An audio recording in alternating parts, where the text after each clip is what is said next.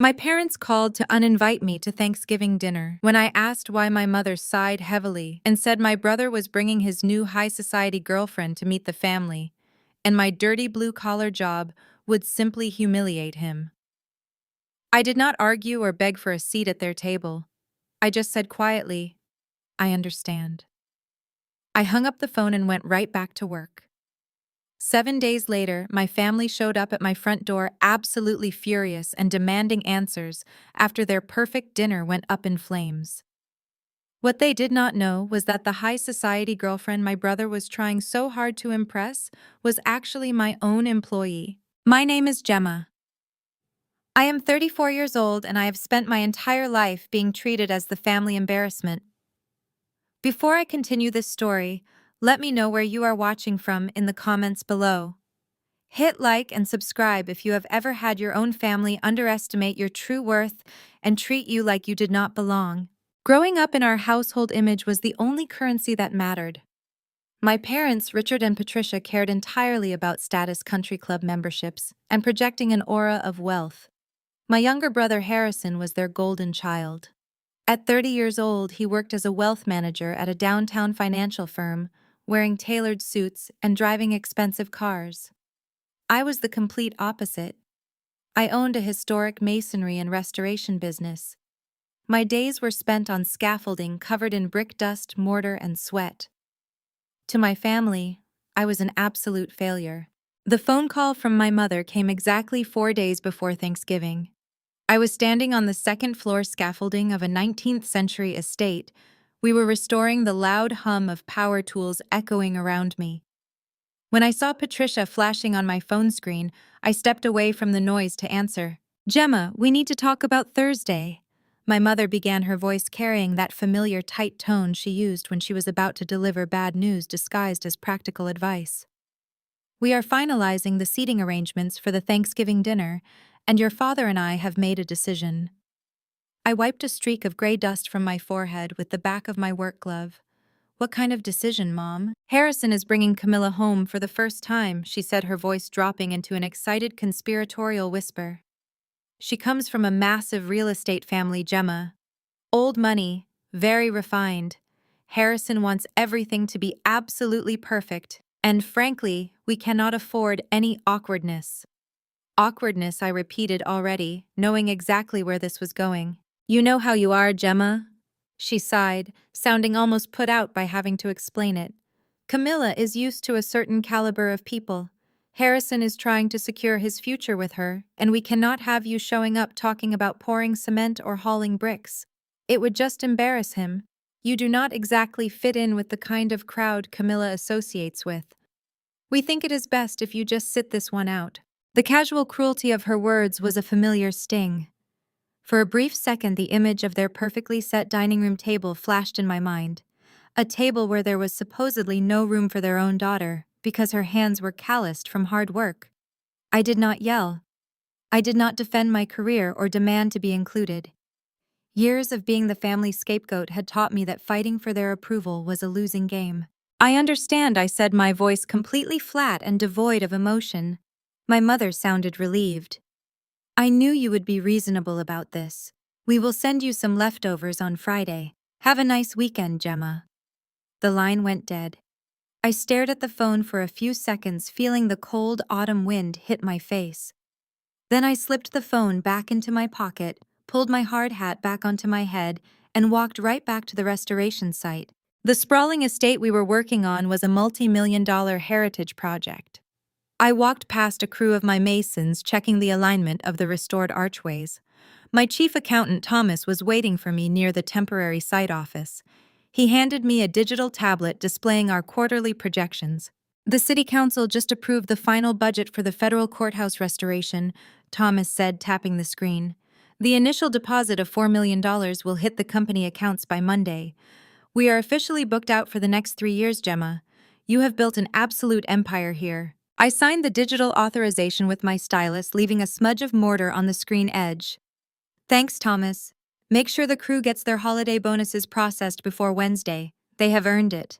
As Thomas walked away, I looked down at my scuffed steel toe boots and heavy work pants. My parents genuinely believed I was barely scraping by, a struggling manual laborer living paycheck to paycheck. What they did not know, and what I deliberately chose to hide from them, was that my LLC had become the most sought-after historic restoration company in the state. I held exclusive contracts with the city elite private developers and heritage foundations. I was a multimillionaire. The reason I kept my wealth a secret was simple. I knew exactly what my family would do if they found out I had money. The memory of my 18th birthday still burned brightly in my mind.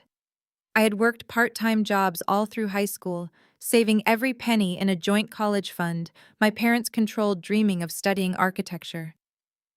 But when Harrison graduated high school, Richard and Patricia emptied that entire account down to the last dollar to buy him a brand new Porsche as a graduation gift. When I confronted them, devastated and crying, my father had simply told me that Harrison needed to look successful to be successful, and that, as a girl who was not particularly academic, I would figure something else out. That was the day I learned that my blood relatives viewed me purely as a resource to be exploited or an embarrassment to be hidden. I moved out the next week, taking an apprenticeship with an old bricklayer, and I built my entire life from the dirt up without a single cent or word of encouragement from them. 2 days after my mother uninvited me to Thanksgiving, my phone buzzed with a notification. It was a bank transfer alert. Harrison had sent me $500. A second later, a text message from him popped up on my screen. "Here is some cash. Buy yourself something nice to eat on Thursday. Do not call or text me that night. Camilla comes from a major real estate family, and I cannot afford you ruining my image. Stay out of sight and let me handle this." I stared at the glowing screen. The sheer arrogance of his message was staggering. He was throwing crumbs at me to ensure my silence, treating me like a stray dog he needed to keep hidden in the backyard while company was over. He genuinely believed his wealth manager title made him a king, and that my existence was a stain on his perfectly curated life. I did not reply to his text. Instead, I opened my banking app and transferred the $500 directly to a local animal rescue charity in Harrison's name. It was the only useful thing his money would accomplish that week. When Thanksgiving Thursday finally arrived, I was not sitting in some rundown apartment eating fast food like my family imagined. I was in the living room of my private penthouse suite in the city center. The floor-to-ceiling windows offered a panoramic view of the skyline. Smooth jazz played softly through the sound system, and I poured myself a glass of vintage red wine, enjoying the absolute peace of my sanctuary. I had spent the afternoon cooking a beautiful dinner for myself, relishing the quiet comfort of a life I had built entirely on my own terms. At exactly 7:30 that evening, my peaceful sanctuary was suddenly shattered. My phone, resting on the marble kitchen island, lit up and began vibrating violently against the stone surface. I picked it up and saw my mother's name flashing across the screen. I ignored it. 10 seconds later, my father called. Then Harrison. Then my mother again. Within the span of 5 minutes, my notification screen filled with an avalanche of panic. I had 45 missed calls and dozens of frantic text messages pouring in back to back. "Gemma, pick up the phone right now. What did you do? Answer me immediately. Your brother's life is ruined. Call us back. This is an emergency." I took a slow sip of my wine, watching the chaotic messages light up the dark room. The perfect Thanksgiving dinner they had so ruthlessly excluded me from had just exploded into a spectacular disaster. And judging by the absolute panic in their messages, they had finally discovered the truth about the high society woman Harrison brought home. I turned off my phone, set it face down on the marble counter, and poured myself another glass of wine. Whatever disaster had struck their perfect Thanksgiving, it was not my problem. I slept peacefully that night, completely undisturbed by the frantic chaos I knew was consuming them. 7 days passed. I did not return a single call. I went back to my daily routine, managing site inspections and reviewing structural blueprints. On the following Thursday afternoon, I was standing inside the main drafting office of my workshop. The space was massive, filled with limestone samples, architectural models, and the heavy scent of raw cedar. I was going over a supply manifest when the heavy double doors of the office violently banged open. Harrison marched in his face, a terrifying shade of crimson. He was breathing heavily, his custom-tailored suit jacket flapping open, entirely abandoning his usual polished persona. Right behind him were my parents, Richard and Patricia. They looked disheveled and frantic, completely out of place in a room coated with a fine layer of masonry dust. This workshop was the only address associated with my business that they could find online, and they had clearly driven straight here to ambush me. Before I could even speak, Harrison slammed both of his hands down onto my drafting table. The force of the impact sent a stack of blueprints sliding onto the concrete floor. "What the hell did you say to her?" Harrison roared, his voice cracking with pure rage. "Tell me what you did. How did you poison her against me?" I calmly set my pen down. I stepped back from the table, maintaining a safe distance from his unpredictable outburst. "I have not spoken to you in 2 weeks, Harrison," I replied evenly. "I have no idea who you are talking about. You need to lower your voice or I will have security remove you." "Do not play dumb with me," he screamed, pointing a trembling finger in my face. "Camilla left me. She humiliated me in front of the entire family, canceled the engagement, and completely destroyed my reputation at the firm. You ruined my life." Patricia pushed past my brother, her eyes red and puffy from what looked like days of crying. She grabbed my arm, her fingers digging sharply into my work jacket. "Gemma, how could you do this to us?" she wailed, her voice thick with accusation. "Why didn't you tell us who you really were? Why did you hide your company from your own family?" I gently but firmly pried my mother's fingers off my arm. "I did not hide anything. You simply never cared to ask. Now someone had better explain exactly what happened, because I am losing my patience." Patricia collapsed into one of the drafting chairs, burying her face in her hands. Between her dramatic sobs and Richard's furious interjections, the humiliating truth of their perfect Thanksgiving dinner finally spilled out. The dinner had been going flawlessly. Camilla arrived, charming the entire extended family with her grace and intelligence. Harrison, eager to establish his dominance and impress his wealthy new girlfriend, decided to hold court at the head of the table. He began boasting about his investment fund, loudly proclaiming that wealth management was the only true measure of success in modern society. According to my father, Harrison then made the fatal mistake of bringing me up. He wanted to highlight the contrast between his success and my supposed failure. He told Camilla and the rest of the table that his older sister was a total disappointment. He called me a bottom-feeding bricklayer, a miserable laborer who practically begged for scraps. He laughed as he recounted sending me $500 out of pity, bragging that he had banned me from the dinner so my filthy work clothes would not contaminate the expensive upholstery. He assumed Camilla, coming from a family of elite real estate developers, would join in the laughter and agree with his elitist worldview. Instead, the dining room fell dead silent. Camilla stopped eating. She slowly placed her silverware down and looked Harrison dead in the eye. She asked him for my full name. When Harrison smugly replied, "With my name," Patricia said. Camilla's face turned completely white. Then, without a single word of warning, Camilla picked up her full glass of red wine and threw it directly into Harrison's face. The dark liquid dripped down his designer shirt, as the entire family gasped in horror.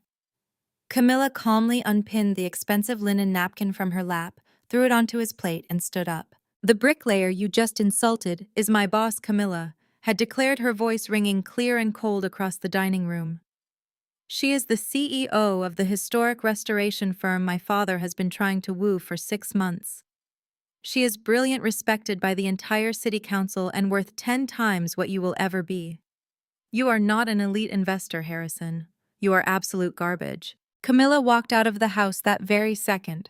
She did not just end the relationship, she called her father from the driveway and instructed him to immediately pull their family's massive planned investment from Harrison's wealth management fund.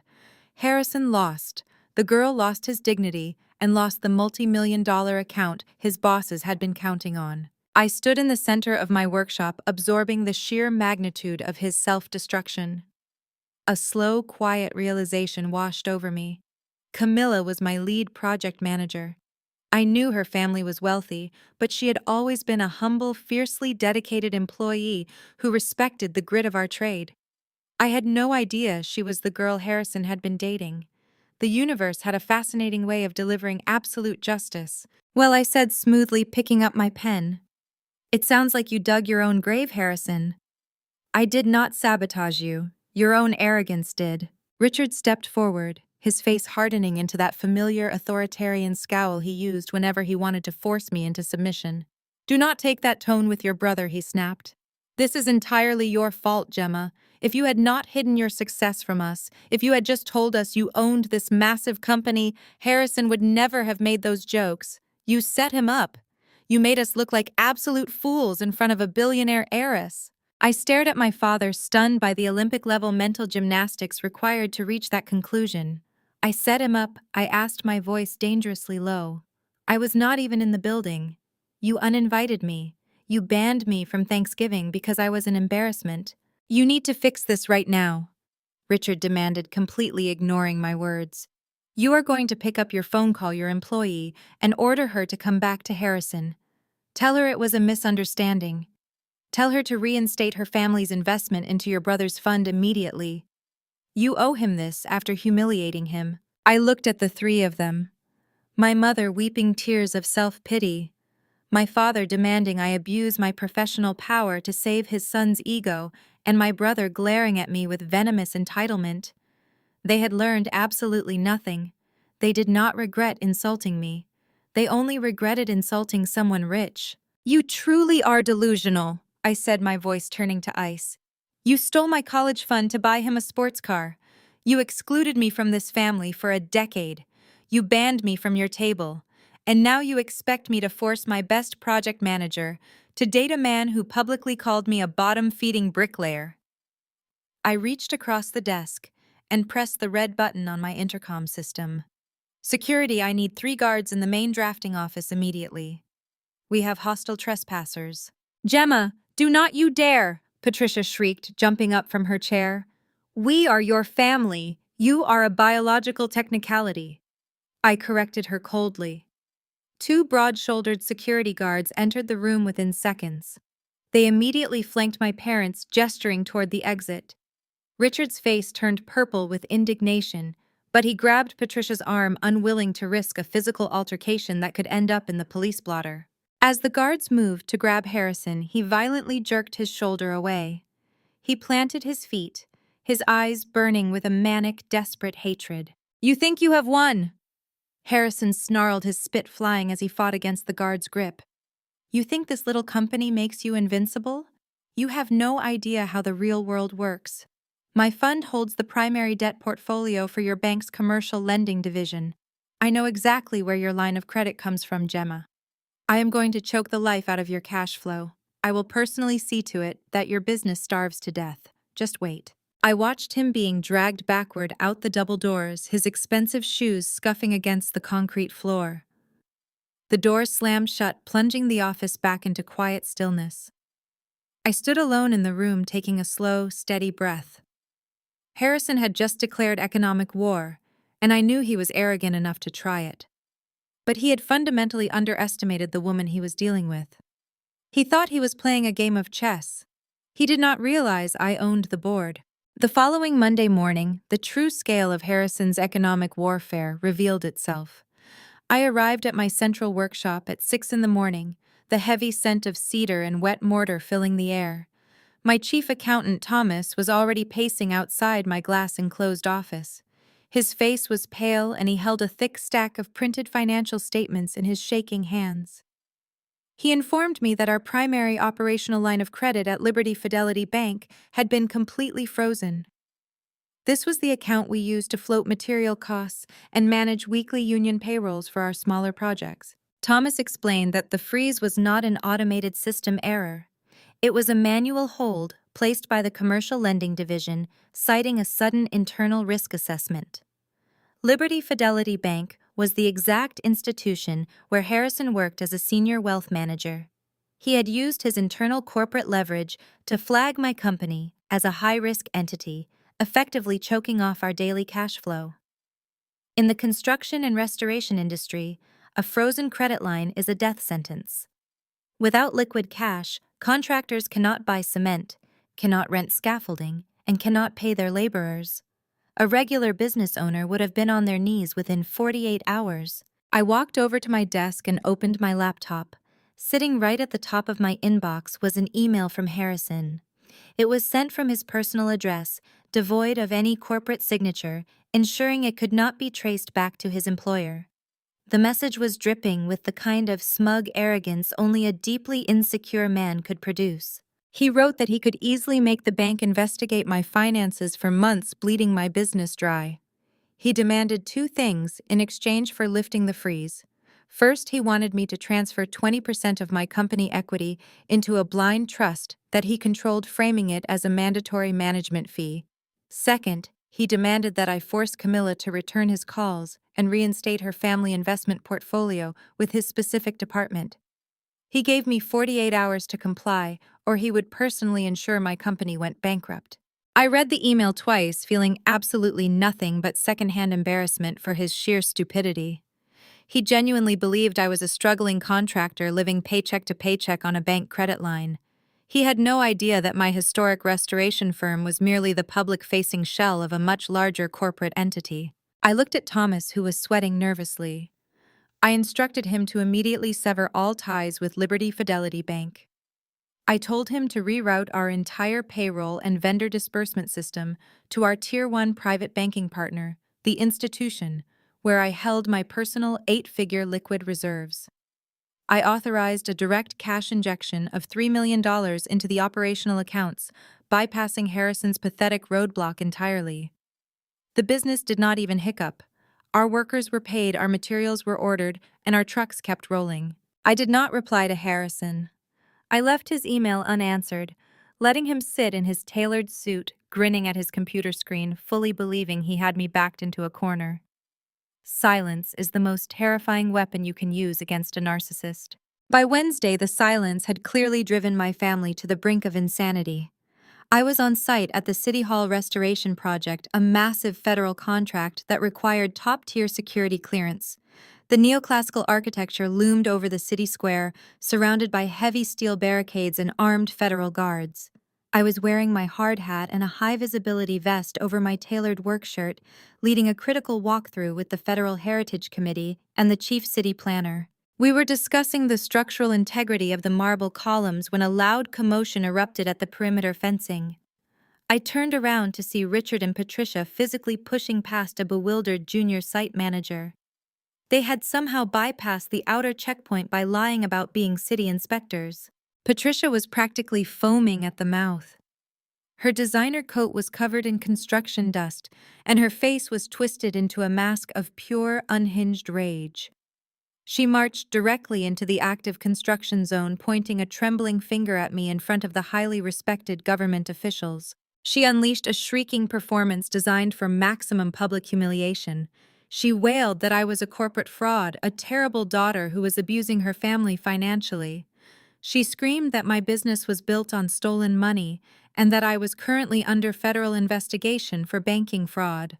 She wanted to destroy my reputation right then and there, hoping the government officials would cancel my multi-million-dollar contract out of sheer scandal. Richard puffed out his chest and stepped aggressively into my personal space.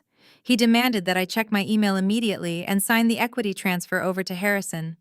He threatened to call the local news stations and expose me as a corrupt contractor who refused to pay her debts. He thought his intimidation tactics, the same ones he used to control me when I was a teenager, would still work on a grown woman standing on her own territory. The members of the Heritage Committee stepped back, their faces pale with shock at the intensely unprofessional display. They looked at me, waiting to see how I would handle this catastrophic breach of protocol. I did not raise my voice. I did not argue. I did not engage with a single word my parents screamed at me. I maintained an absolutely stoic posture, turning my attention away from them and locking eyes with the Federal Protective Service officer assigned to guard the government property. "Officer," I said, my voice cutting through the crisp autumn air with icy precision, "these two individuals have bypassed a federal security checkpoint. They are trespassing on a highly restricted government site. They are not wearing mandatory personal protective equipment, and they are actively obstructing a federally funded project.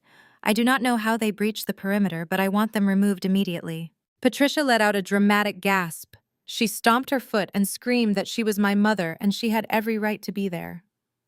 The federal officer, completely unmoved by her familial claims, stepped forward and issued a stern verbal warning for her to exit the premises. Patricia, blinded by decades of unchallenged privilege, made the worst mistake of her life. She aggressively slapped the officer's hand away. The response was instantaneous. The officer grabbed her wrist, spun her around, and slammed her against the scaffolding.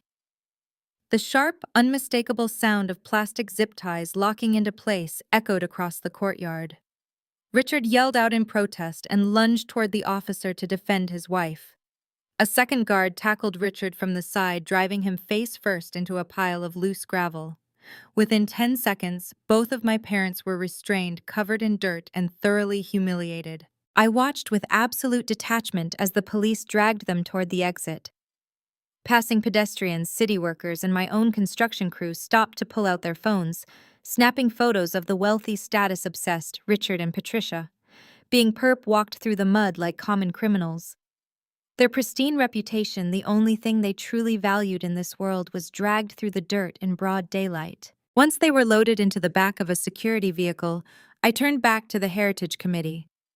I smoothly brushed a speck of dust off my vest and resumed my presentation on the marble columns exactly where I had left off. The government officials stared at me in awe, clearly terrified and deeply impressed by my ironclad composure.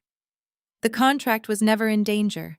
If anything, my absolute ruthlessness cemented their trust in my leadership. Later that afternoon, I returned to my central office. Camilla was waiting for me.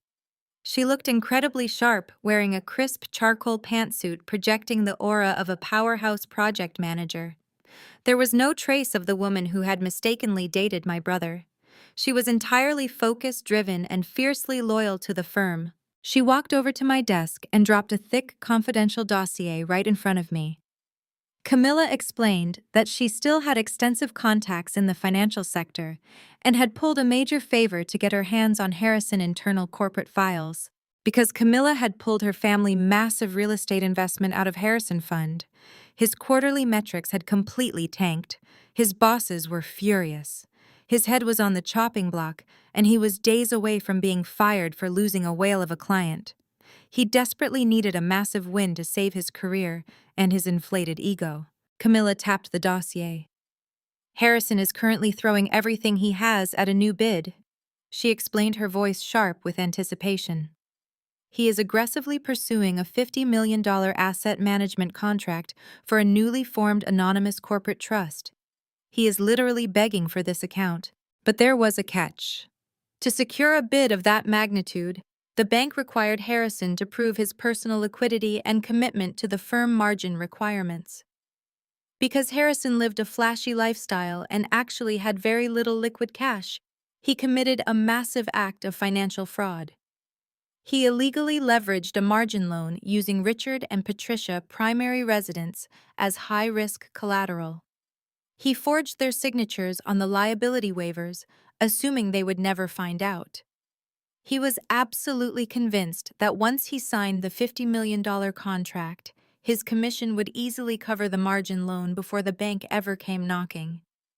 If he lost this bid, the bank would immediately trigger a margin call, and my parents would lose their home. I slowly opened the heavy dossier.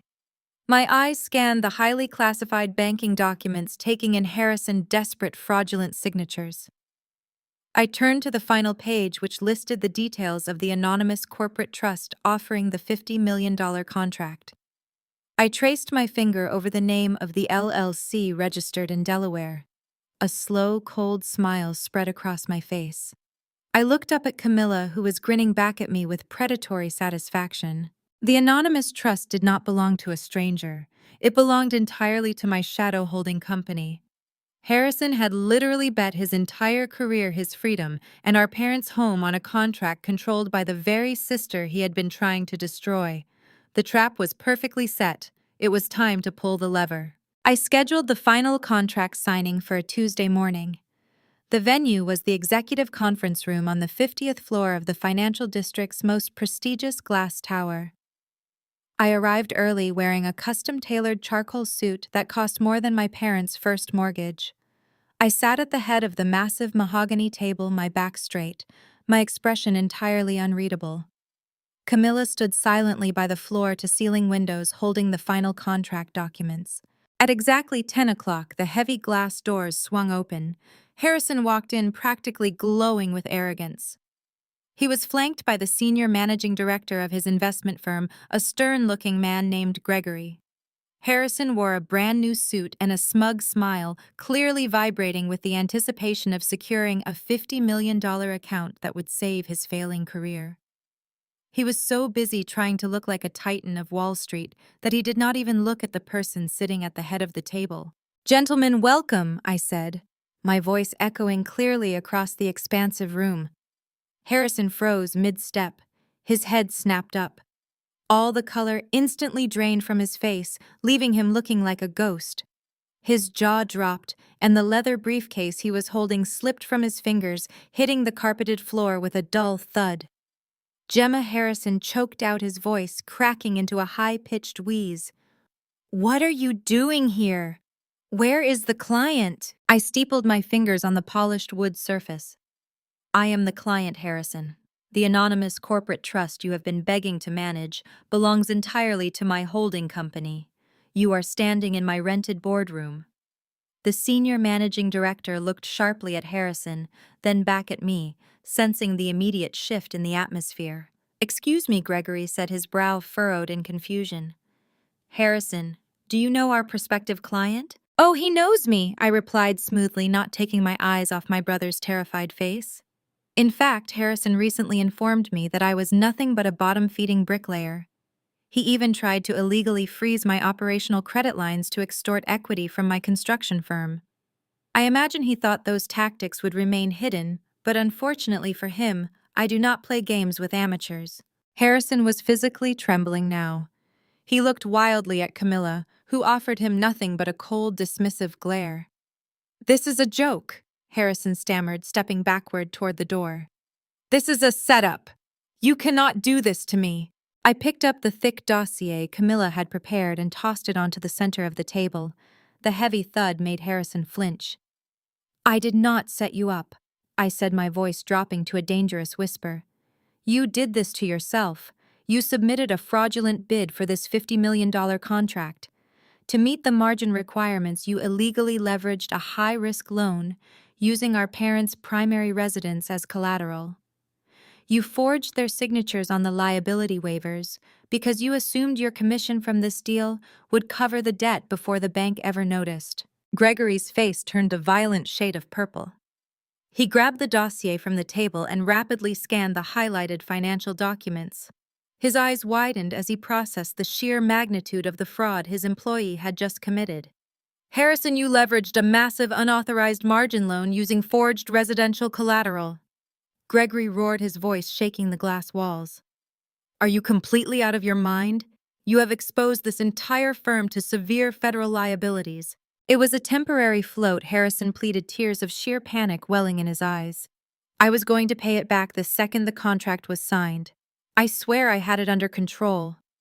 "You have nothing under control," I interrupted, standing up from my chair. "You are a reckless, arrogant fraud who thought a fancy title made you invincible. You are completely unfit to manage a single dollar of my assets or anyone else's. This meeting is over and your bid is officially rejected." Gregory did not even hesitate. He turned to Harrison with absolute disgust.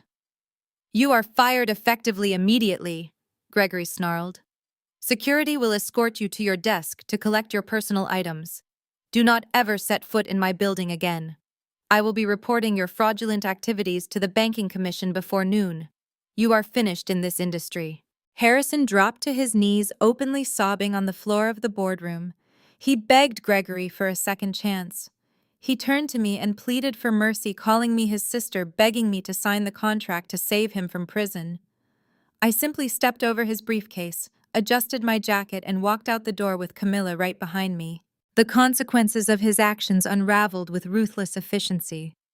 Without the massive contract to cover his margin loan, the bank immediately triggered a margin call. Harrison was completely broke. Within days, the bank initiated foreclosure proceedings on Richard and Patricia's house. The luxurious suburban home they had prized over their own daughter was seized by the bank. Exactly 2 weeks later, I was standing in the lobby of my corporate headquarters. Outside the heavy security glass, 3 familiar figures appeared. It was Richard, Patricia, and Harrison. They looked completely broken. Their designer clothes were rumpled, their faces haggard from sleepless nights. They stood in the pouring rain, looking through the glass doors at the empire I had built. My security chief asked if I wanted them removed. I shook my head, walked over to the glass doors, and stepped out onto the covered portico. Patricia immediately fell to her knees on the wet pavement. She reached out, trying to grab the hem of my pants. "Gemma, please," she wailed, tears streaming down her face. "They took the house. The bank took everything. We have nowhere to go. Harrison is facing criminal charges. You have to help us. We are your family. You have millions, you can fix this. You cannot just watch us lose everything." I looked down at the woman who had stripped my college fund to buy a sports car, who had banned me from her dining table because my job was an embarrassment. "Blood is the only thing you care about when you need something to drain," I said, my voice echoing coldly in the damp air. "You wanted a golden child who fit your perfect image. You sacrificed me to pave his way. Now that same golden child has destroyed your entire life. You are simply reaping the harvest you planted." Richard stepped forward, his pride completely shattered. He looked like a desperate hollow shell of a man.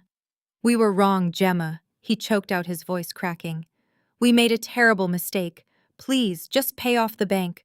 We will do anything you want. Just do not leave us on the street." I looked at my father with absolute detachment. I felt no anger, no sadness, and absolutely no pity. "I am not leaving you on the street," I replied calmly. "Your own arrogance did that. I owe you nothing. Do not ever come to my property again." I turned around and walked back through the heavy glass doors. The security guards immediately moved in to escort them off the premises. As the glass doors sealed shut behind me, the sound of their desperate sobbing was completely cut off, leaving me in total silence. I stepped into the elevator, the soft chimes signaling my ascent back to the executive offices. For 34 years, I had carried the heavy burden of their expectations and their relentless disappointment. I had spent my youth believing I was inherently flawed because my hands were covered in calluses instead of manicures, because I preferred the structural integrity of ancient stone over the shallow conversations of country club socialites.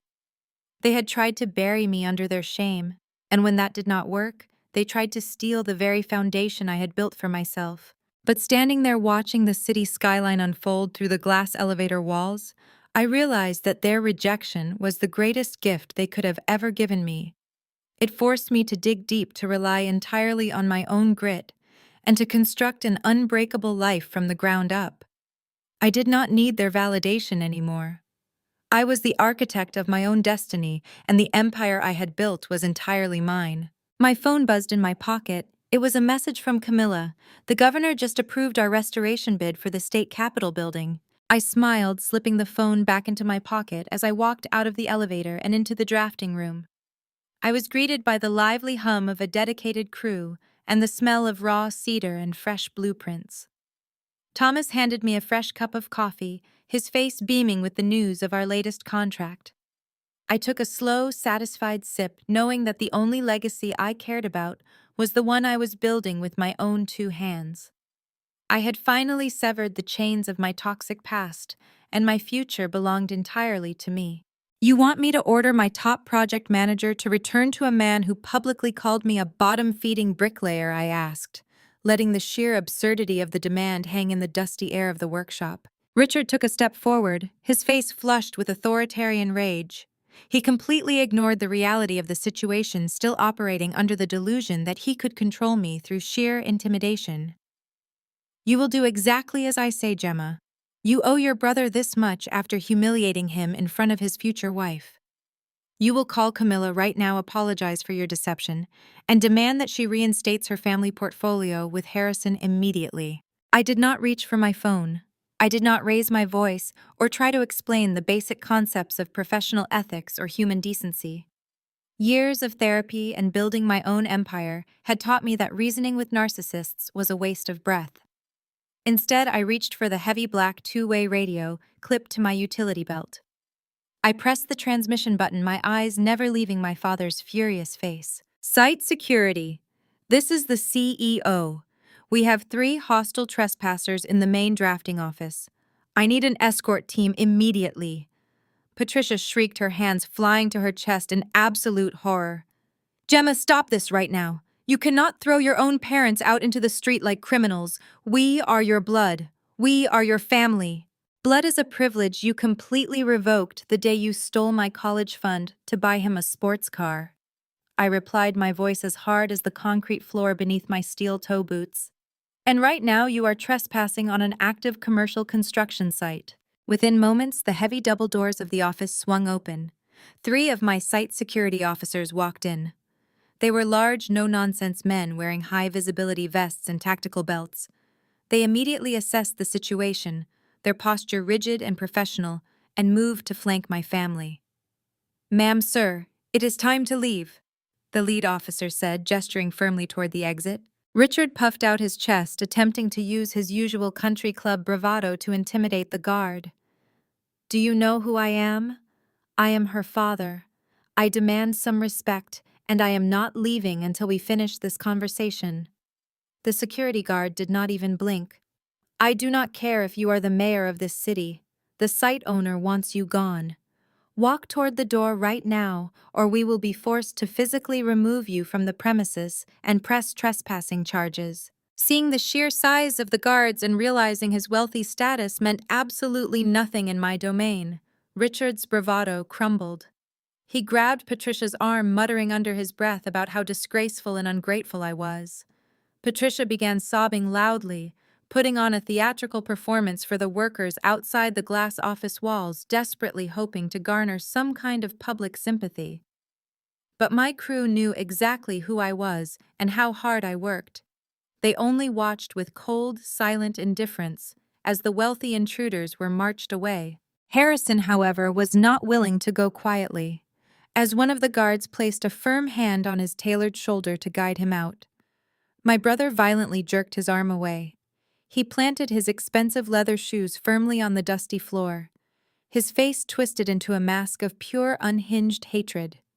The humiliation of being manhandled by the blue-collar security workers he constantly mocked was driving him to the edge of sanity. "Do not touch me!" Harrison snarled, swatting aggressively at the guard.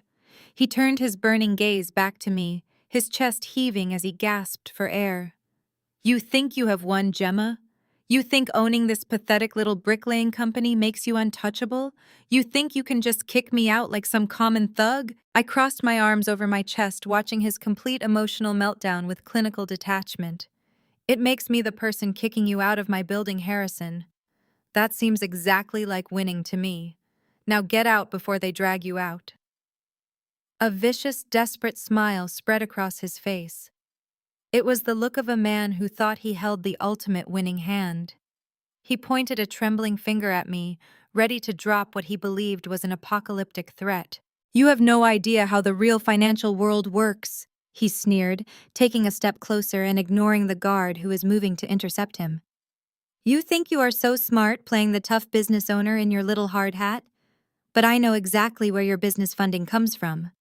My investment fund holds the primary debt portfolio for the commercial lending division at Liberty Fidelity Bank." He paused, clearly, waiting for me to gasp in terror.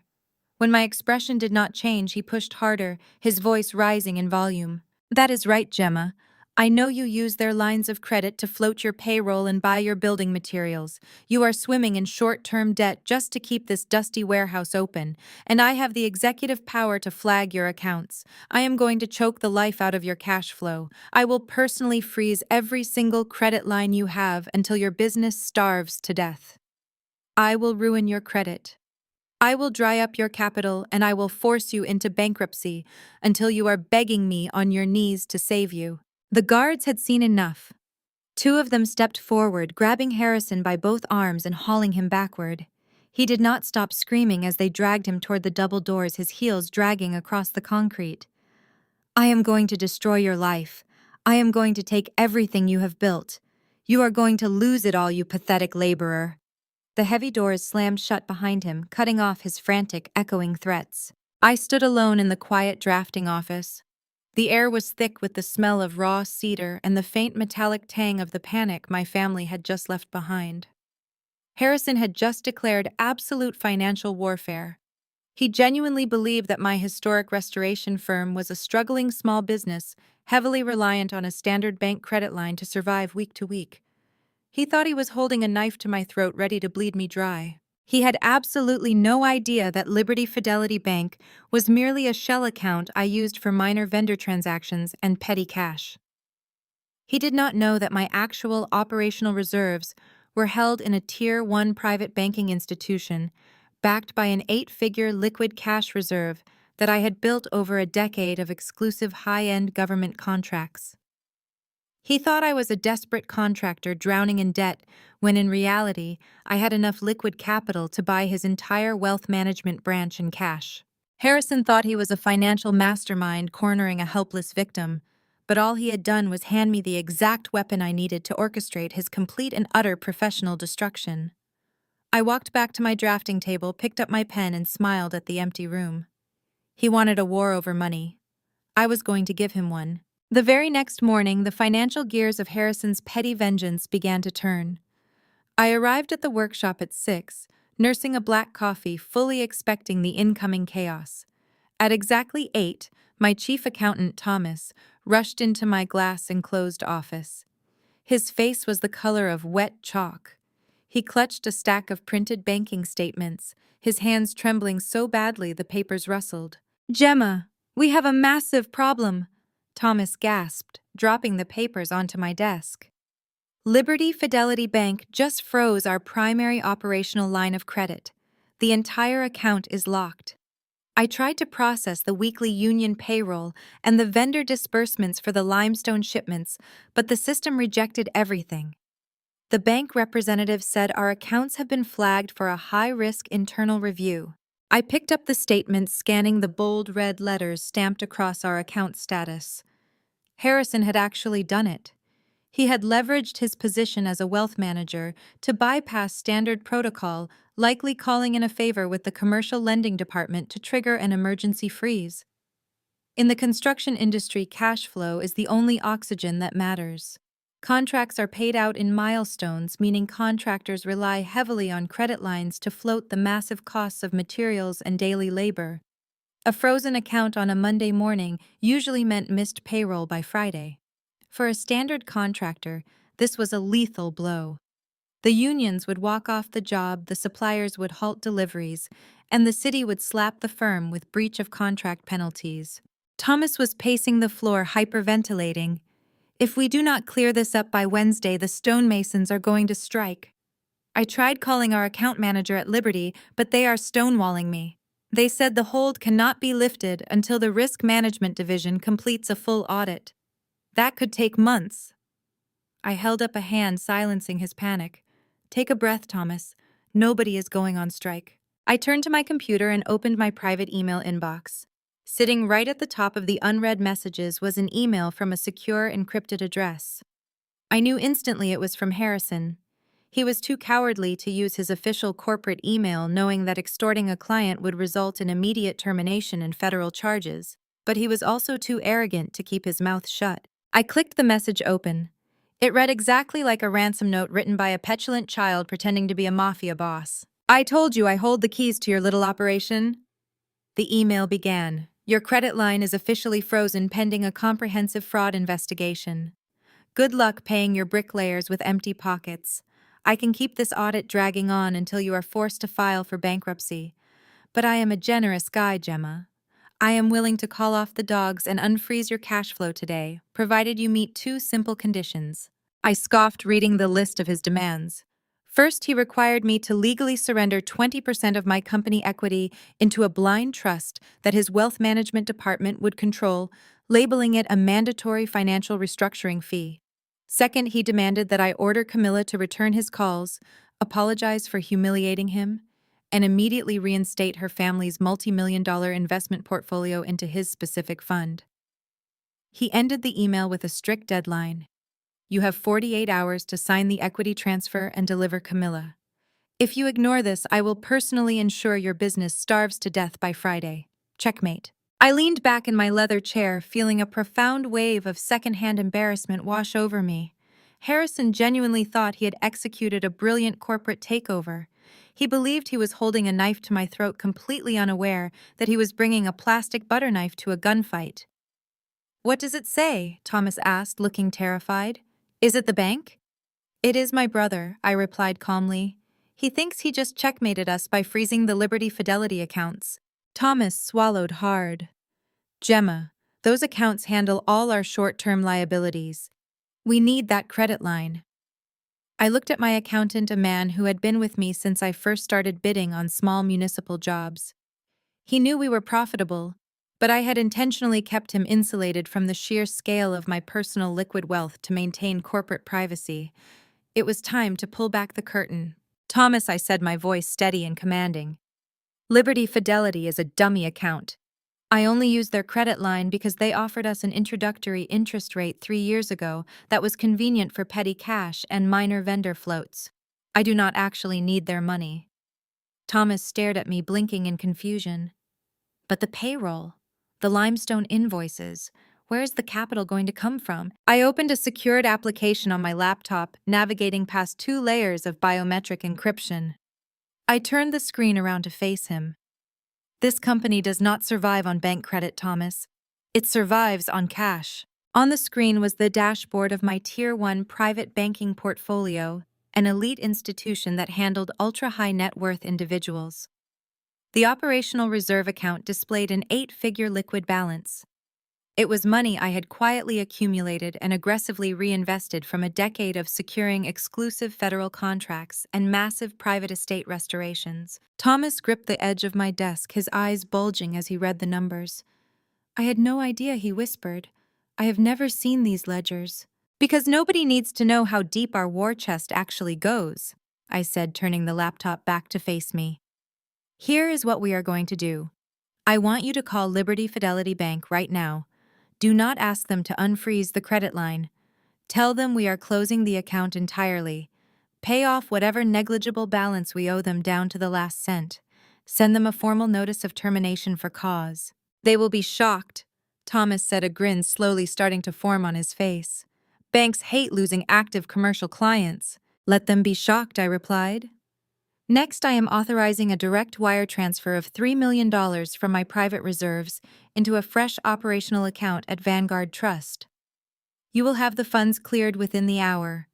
Reroute the entire payroll system and all vendor disbursements through Vanguard. Ensure every single stonemason and supplier is paid a day early just to make a point. Done, Thomas said, his previous panic completely replaced by aggressive efficiency. What about your brother? Are you going to reply to his email? I glanced back at Harrison's pathetic extortion attempt. If I replied, it would give him the satisfaction of knowing he had provoked a reaction. It would validate his delusion of power. The most devastating thing you can do to a narcissist is to deny them an audience. No, I said coldly, closing my email client. I am not going to respond at all. I am going to leave him on read. I want him sitting in his expensive office, staring at his screen, sweating through his custom suit as the 48-hour deadline approaches. I want him to believe I am scrambling, crying, and begging the bank for mercy. Let him build his arrogant fantasy up to the very highest peak. It will make the fall so much more entertaining. Thomas nodded, grabbing the useless Liberty Fidelity statements from my desk. I will get the Vanguard accounts operational immediately, boss. As Thomas hurried out of the office, I walked over to the glass wall overlooking the workshop floor. My crew was buzzing with activity, loading heavy stone pillars onto flatbed trucks, moving with the precision and strength of a well-oiled machine. Harrison thought he could snap his fingers and shut all of this down. He thought his polished corporate connections could crush the empire I had built with my bare hands. He had chosen to play dirty. But he was about to learn that when you try to bury a woman who makes her living in the dirt, you only give her the foundation she needs to crush you.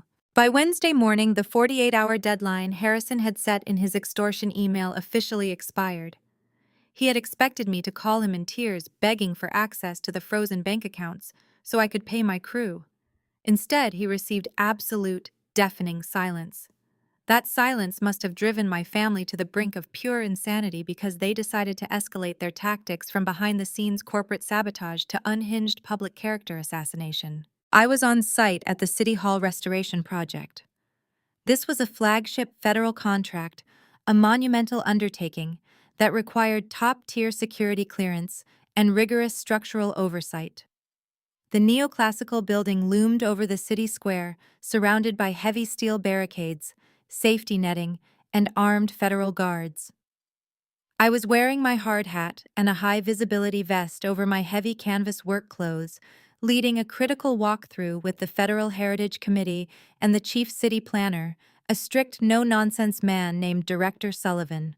We were standing in the main atrium, discussing the structural integrity of the grand marble staircase, when a loud, frantic commotion erupted at the perimeter fencing. I turned around to see Richard and Patricia, physically pushing past a bewildered junior site manager at the delivery gate. They were completely out of place in the hazardous environment. Patricia was wearing a beige designer trench coat and expensive heels, while Richard sported his usual pristine country club blazer.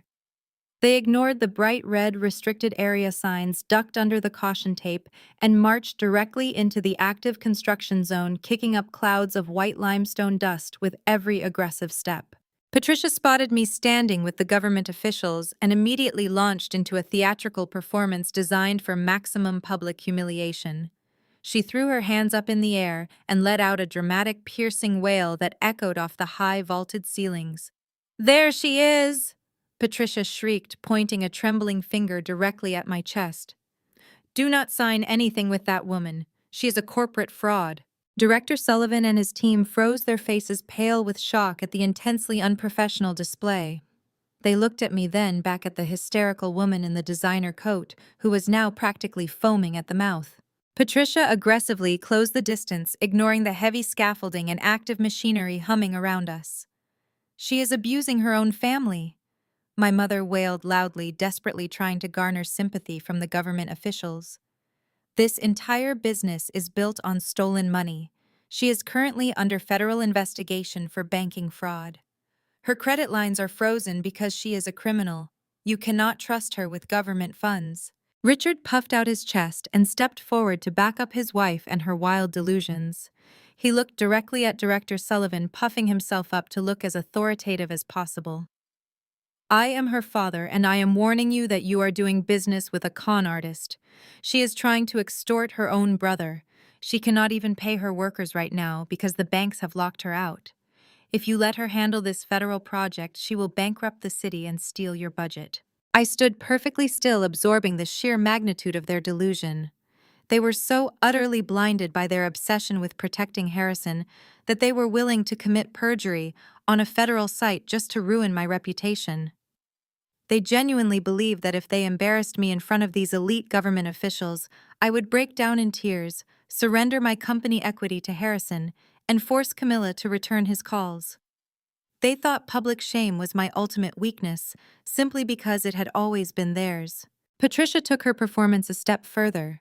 She actually fell to her knees right in the middle of the dusty atrium floor, ruining her expensive coat, and began forcing fake tears. "She is starving her own flesh and blood," she sobbed, clutching her chest as if she were in physical pain. "She manipulated her brother's girlfriend into leaving him just out of pure spite. She is trying to destroy our family legacy. You have to cancel her contracts. You have to stop her before she steals from the government, too." Richard glared at me, a smug, triumphant look flashing across his eyes. He leaned in close, stepping right into my personal space, and lowered his voice just enough so only I could hear the venom in his words. "Call your brother right now, Gemma," he hissed aggressively. "Sign the 20% equity transfer and fix his relationship with Camilla. Do it right now, or we will go to the local news stations and tell them you are a corrupt contractor who abuses her elderly parents. We will make sure you never win another bid in this state. We will ruin you." The contrast between their hysterical frenzy and my absolute calm was stark.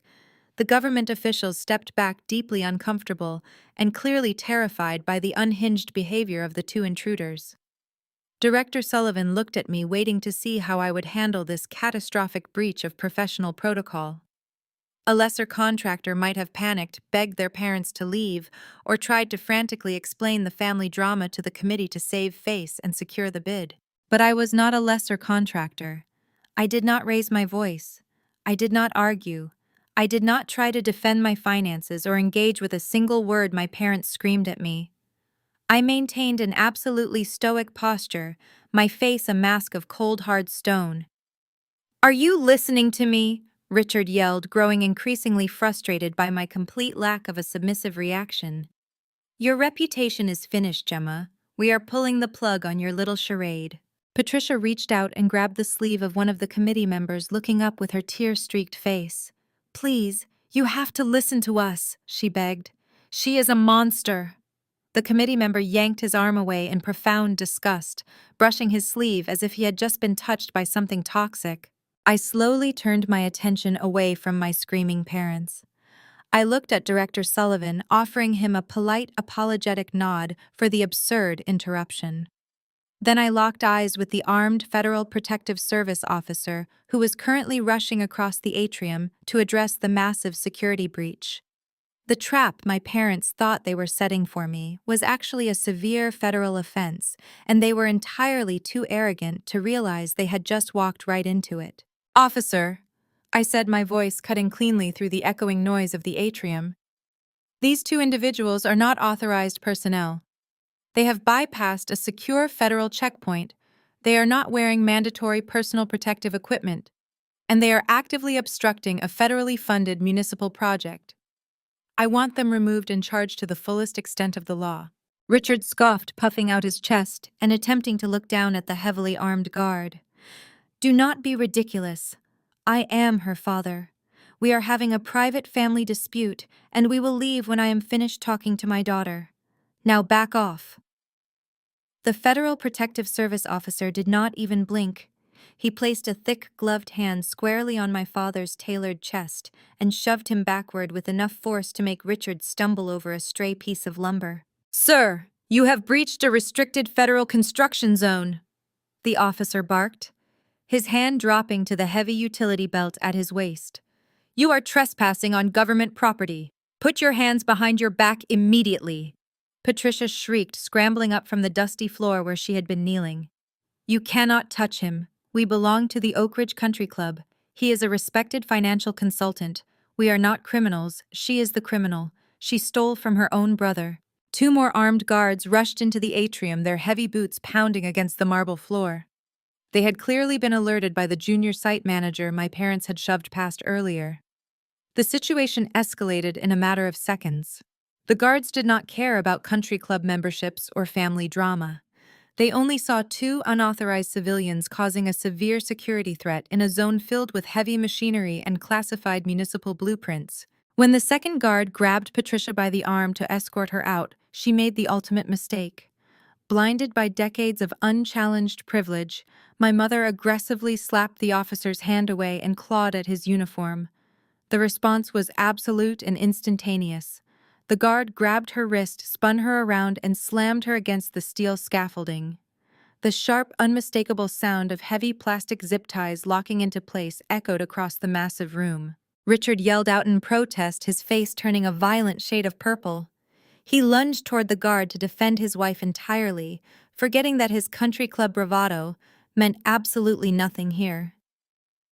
The lead officer tackled Richard from the side, driving him face first into a pile of loose gravel and limestone dust.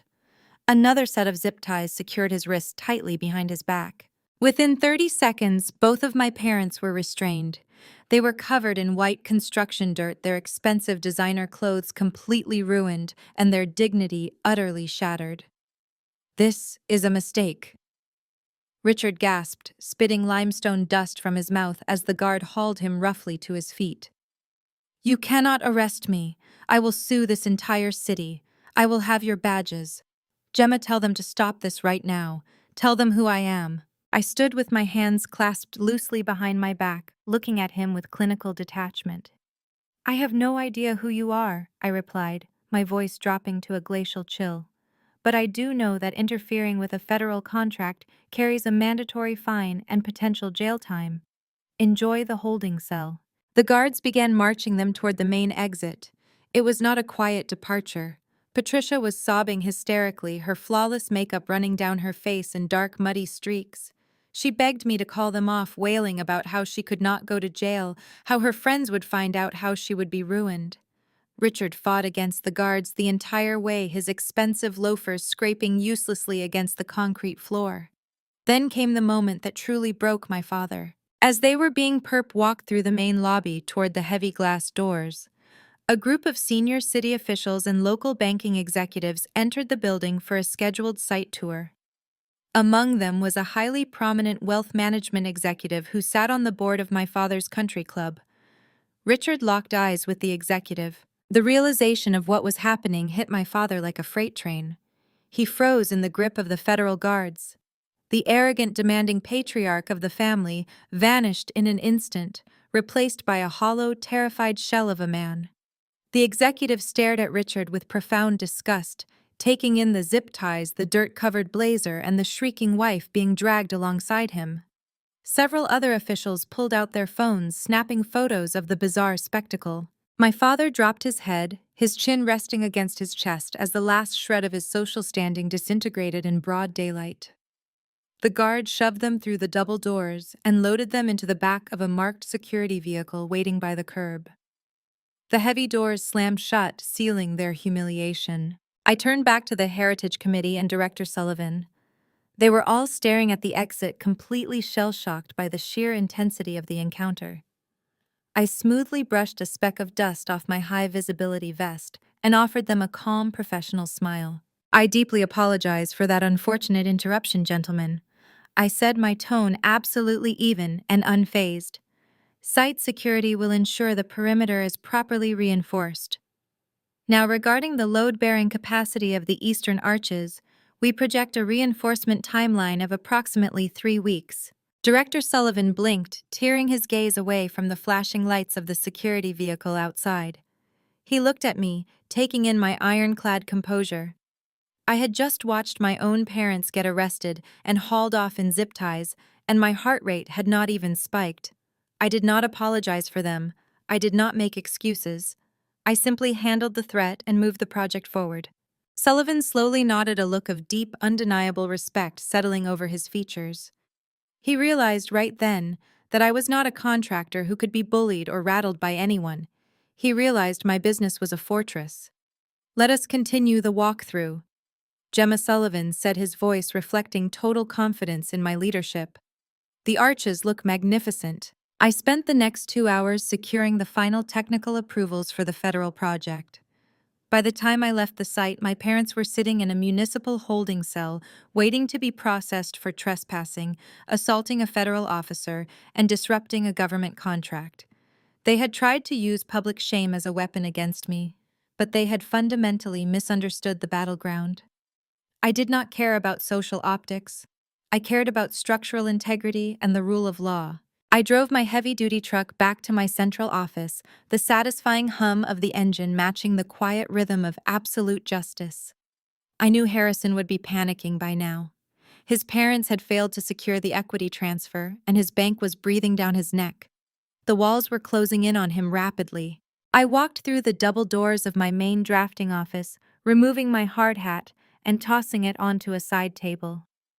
The space was quiet, filled with the comforting smell of cedar and fresh blueprints. Camilla was waiting for me. She was standing by my desk holding a thick, unmarked manila folder. Her expression was sharp-focused and completely devoid of the warmth she usually carried. She looked like a predator who had just cornered her prey. She placed the folder directly in the center of my desk and tapped it twice with her index finger. "Boss," she said, her tone dead serious. "I cashed in every favor I had in the financial sector. You are going to want to see this immediately. I stepped up to the desk and looked down at the folder. What am I looking at, Camilla? Harrison is bleeding out, she replied, her voice laced with cold satisfaction. Since my family pulled our investment, his quarterly metrics have collapsed. His firm is preparing to fire him by Friday. He is desperate. So desperate, in fact, that he just submitted a massive high-risk proposal to secure his position. Camilla opened the folder, revealing highly classified internal banking documents. Harrison just placed a bid to manage a $50 million asset portfolio for a newly formed anonymous corporate trust. He is trying to win this account to save his job.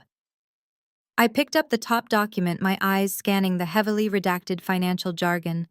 And the problem is, to qualify for a bid of this magnitude, Camilla explained, leaning over the desk, Harrison had to prove intense personal liquidity. Since he lives paycheck to paycheck trying to look rich, he committed extreme financial fraud. He illegally authorized a massive margin loan, and he used his parents' primary residence as the collateral. He forged their signatures on the liability waivers. He assumes he will win the contract, collect the signing bonus, and pay off the margin loan before the bank or his parents ever find out. I stared at the fraudulent signatures on the page. Harrison had literally bet his parents' house on a single desperate gamble. He was risking their only remaining asset to save his own inflated ego. I turned to the final page of the dossier, looking for the details of the anonymous corporate trust offering the $50 million contract. I traced my finger over the registered LLC name. A slow, chilling smile spread across my face. I looked up at Camilla, who was grinning back at me with exactly the same realization. The anonymous trust did not belong to a stranger. It belonged to my shadow holding company. Harrison had just bet his career, his freedom, and our parents' entire livelihood on a contract controlled by the very sister he had been trying to destroy. I looked at Camilla, the silence in the drafting room heavy with the weight of absolute power. I did not feel a shred of pity. Harrison had willingly walked onto a minefield of his own creation. Now it was my turn to hand him the detonator. I instructed Camilla to immediately contact the senior partners at his investment firm. Acting as the official liaison for my shadow holding company, she was to formally announce that his specific department had been selected for the final round of interviews for the $50 million asset management contract. But there was a non-negotiable stipulation deliberately designed to push him over the edge. I required the lead portfolio manager, which was Harrison, to provide verified proof of extreme personal liquidity and a matched capital guarantee to ensure his commitment to the fund's aggressive risk profile. It was an unprecedented demand, an insurmountable hurdle for a wealth manager who was secretly drowning in credit card debt and living paycheck to paycheck to maintain his facade of elite status. I knew Harrison did not have the cash. I also knew his colossal ego would never allow him to walk away from the deal of a lifetime. A $50 million whale would secure his promotion to senior partner, guarantee a massive seven-figure bonus, and permanently cement his identity as the financial genius of the family. He would bleed himself dry, trying to meet my impossible criteria. Over the next 48 hours, my legal team drafted the impenetrable contracts while I watched the digital dashboard of my holding company. We constructed a flawless corporate labyrinth, using multiple Delaware-registered LLCs and blind trusts to ensure my name remained entirely hidden from the preliminary paperwork. I wanted him to feel absolutely secure. I wanted him to believe he was reeling in a faceless billionaire client who was going to hand him the keys to the kingdom. We were laying out a golden carpet that led directly off a towering cliff, and Harrison was sprinting down it with his eyes wide open. While Harrison was frantically scrambling to secure his fraudulent leverage, my parents were busy proving that they had learned absolutely nothing from their stint in a municipal holding cell. Richard and Patricia had been bailed out late Thursday evening, their pristine country club reputations severely battered by the reality of federal trespassing charges. Instead of reflecting on the profound humiliation of being dragged off a construction site in zip ties, they immediately sought refuge in their favorite coping mechanism, weaponized delusion. Harrison had clearly bragged to them about his impending $50 million whale of a client, using the fabricated triumph to soothe their bruised egos and distract them from their pending court dates. By Friday morning, my phone lit up with a text message from Richard. I did not even have to unlock the screen to feel the toxic radiation pouring from his words. He wrote exactly what I expected a cornered narcissist to write. See, your brother is about to bring in a $50 million account. He is a titan in the financial sector, while you are still just a mortar-sweeping laborer who gets her own parents involved with the police. You are a complete disgrace. No matter what you do, the loser is always you. I read the message while standing in my private penthouse, sipping a cup of black coffee and looking out over the city skyline. I did not block his number. I did not reply to defend myself. I simply took a screenshot of his pathetic attempt at psychological warfare and saved it to a secure folder. Richard and Patricia were already celebrating a victory that did not exist. Through mutual acquaintances in the financial district, I heard that Harrison had spent the entire weekend acting like a lottery winner. He bought a $30,000 Rolex on credit. He took his junior associates to a Michelin-starred steakhouse, racking up a massive bill, and bragged loudly about his impending wealth. He was so deeply intoxicated by the illusion of his own grandeur that he completely ignored the massive legal and financial risks he was taking to secure the capital guarantee I had demanded. My family was popping expensive champagne, boasting to their elite friends about their son's unparalleled financial genius, entirely unaware that the very foundation of their comfortable suburban life was currently being signed away by the son they worshipped. The sheer scale of Harrison's desperation became agonizingly clear by Monday afternoon. Camilla walked into my office, her eyes fixed on a secure financial routing monitor on her tablet. She placed the device on my desk, pointing to a series of digital transactions that had just been flagged by our investigative compliance team. Harrison had done it. He had crossed the absolute point of no return. To meet the massive liquidity requirements I had demanded for the final contract, he had bypassed standard lending protocols and authorized a highly illegal margin loan. But he did not use his own non-existent assets. He used Richard and Patricia's primary residence, their pristine, multi-million-dollar suburban estate, as the high-risk collateral. Utilizing his executive privileges at the bank, he forged their signatures on the liability waivers and indemnity clauses, executing the fraudulent transfer through a backdoor channel within his own firm's underwriting department. He was playing a game of financial Russian roulette. He was absolutely convinced that the second he shook hands with the anonymous chairman of my holding company and signed the $50 million deal, his massive commission bonus would instantly wipe out the margin loan before the bank's internal auditors, or his parents, ever discovered the forgery. It was the ultimate deadly gamble. He had placed his career, his freedom, and his parents' only remaining asset onto the betting table, completely blind to the fact that the dealer running the game was the sister he had spent his entire life trying to destroy. I watched the green confirmation light flash on Camilla's tablet, verifying that his fraudulent collateral had been processed and accepted by his firm's underwriting department.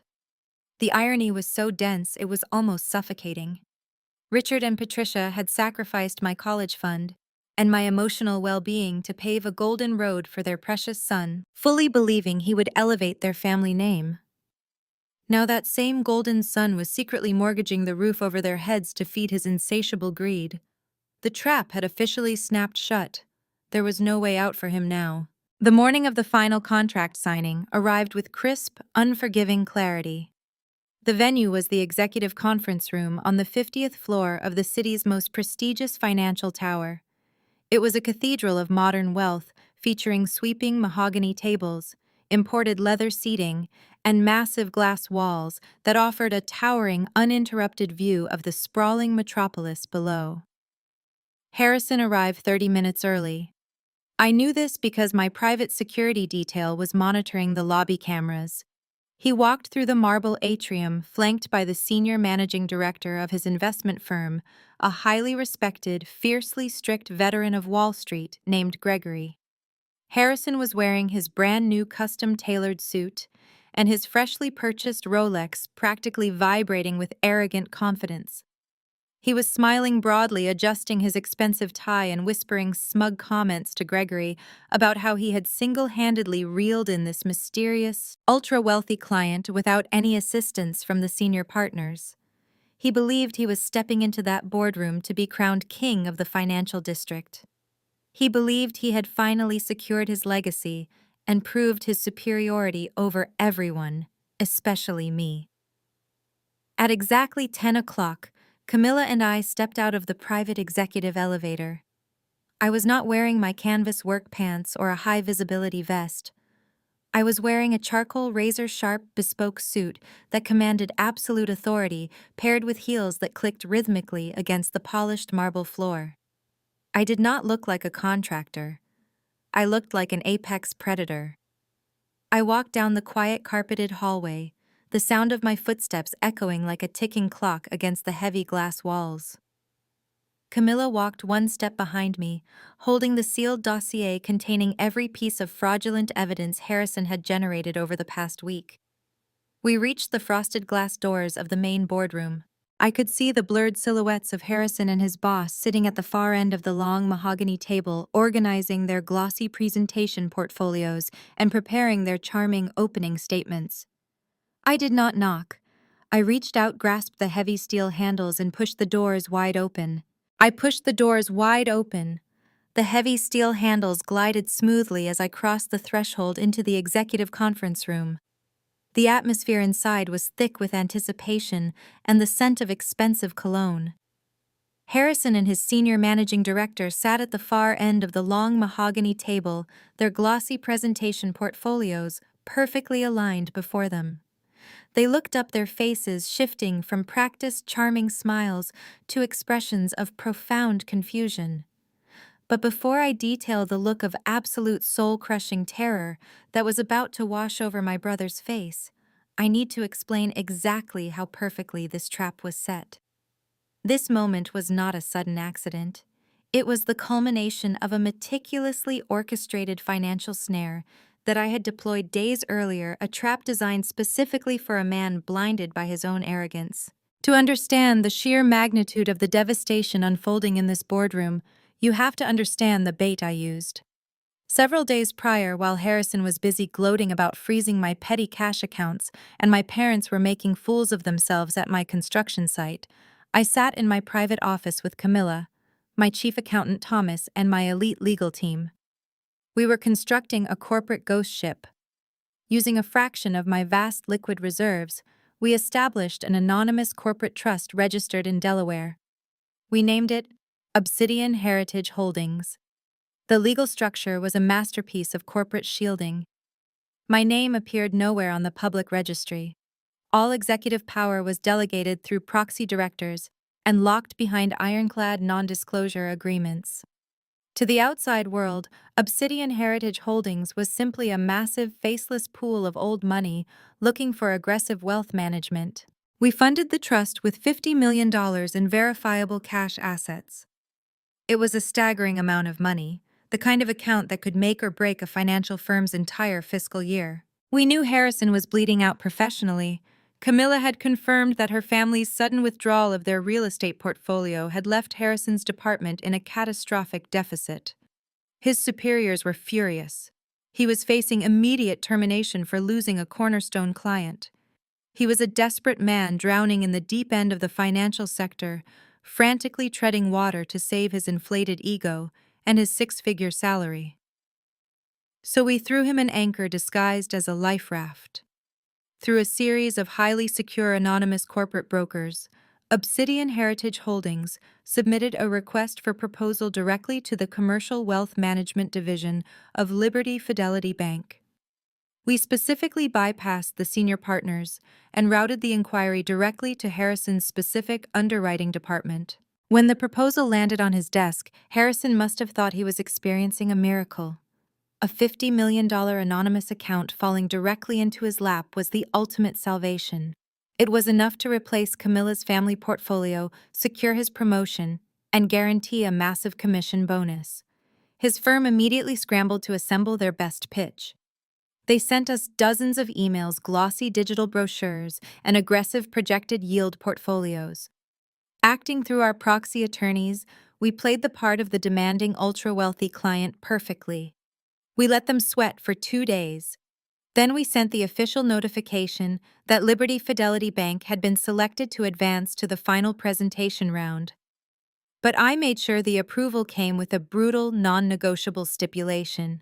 I drafted the condition myself, tailoring it specifically to exploit Harrison's deepest weakness. The formal legal notice stated that Obsidian Heritage Holdings was a hyper-aggressive growth fund. Because of the extreme volatility and the massive capital involved, the anonymous board of directors required absolute assurance that the lead portfolio manager was personally invested in the risk.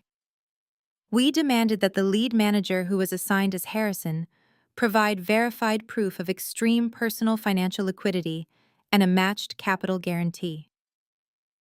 Essentially, we required him to post a massive collateralized personal liability bond to act as an insurance policy against severe market fluctuations.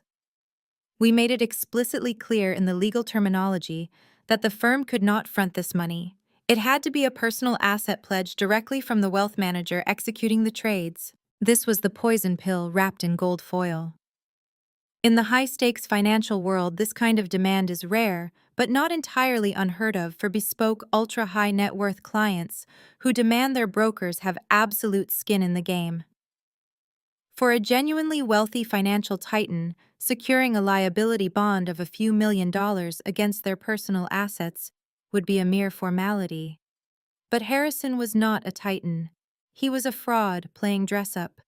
He drove a leased sports car, wore suits bought on credit, and spent his entire salary maintaining the illusion of limitless wealth to impress his country club parents and his elite social circle. He did not have the cash. He did not have the liquid assets. Camilla intercepted the internal panic within his firm. She monitored the corporate communications and relayed every detail back to my office. We knew Harrison had a choice. He could easily admit to his senior managing director that he lacked the personal wealth to meet the client's aggressive demands and hand the $50 million deal over to a senior partner. Doing so would secure the contract for the firm and likely save his job, but it would completely destroy his ego. It would force him to look his boss in the eye and admit he was just a glorified salesman living paycheck to paycheck. Or he could find a way to fake the liquidity, secure the collateral by any illegal means necessary, and keep the glory, the commission, and the prestige entirely for himself. I knew my brother. I knew the toxic, image-obsessed environment Richard and Patricia had raised him in. He had been conditioned since childhood to believe that appearances were more important than integrity. He would rather commit financial treason than admit he was poor. He could not ask our parents for the money honestly, because that would shatter the illusion of his independence and expose his massive credit card debts. So he chose the only path his narcissism would allow. He swallowed the hook, the line, and the sinker. He took the bait with such ferocious greed that he completely blinded himself to the glaring red flags. He moved forward with the forged collateral documents using our parents' home, utterly convinced that his inevitable commission would erase the paper trail before anyone ever noticed the unauthorized margin loan. He walked into this glass tower today, fully believing he had conquered the financial world. He believed he had outsmarted his firm, secured his legacy, and proven his absolute superiority over his blue-collar sister. He thought he was walking into a coronation. And that is exactly why I stood there, letting the frosted glass doors swing wide open, ready to watch his entire carefully constructed universe shatter into a million pieces. The silence in the executive conference room was absolute, broken only by the faint hum of the climate control system. I stood perfectly still on the threshold, letting the sheer weight of the moment fill the expansive space. Harrison was leaning over the polished mahogany table, adjusting his expensive silk tie with meticulous care. He was radiating a sickening level of unwarranted pride. His senior managing director, Gregory, was looking toward the entryway, clearly expecting a silver-haired billionaire to walk through the doors. Harrison was so entirely consumed by his own impending glory that he did not even immediately register my presence. He believed he was untouchable. He believed his sophisticated financial maneuvers made him a god among men. But to truly comprehend the depth of the catastrophic fall he was about to experience, it is vital to understand the unbelievable heights of arrogance he and our parents had climbed to over the past weekend. Just 48 hours before this meeting, Richard and Patricia had hosted a massive, wildly premature victory gala. They had been bailed out of a federal holding cell late Thursday evening, their pristine country club reputation hanging by a severely frayed thread. To combat the whispers and the glaring stares of their wealthy peers, they did what narcissists always do when cornered. They doubled down on their delusions. They rented out the grand dining room of their exclusive country club on Saturday evening. They invited all the local banking executives, the municipal politicians, and the high society elite they desperately wanted to impress. The entire event was a manic, desperate attempt to scrub their criminal trespassing charges from the public consciousness by using Harrison and his pending $50 million deal as a massive, glittering shield. Camilla had industry contacts who forwarded me pictures and videos from the event as it happened. It was a spectacle of sheer financial recklessness.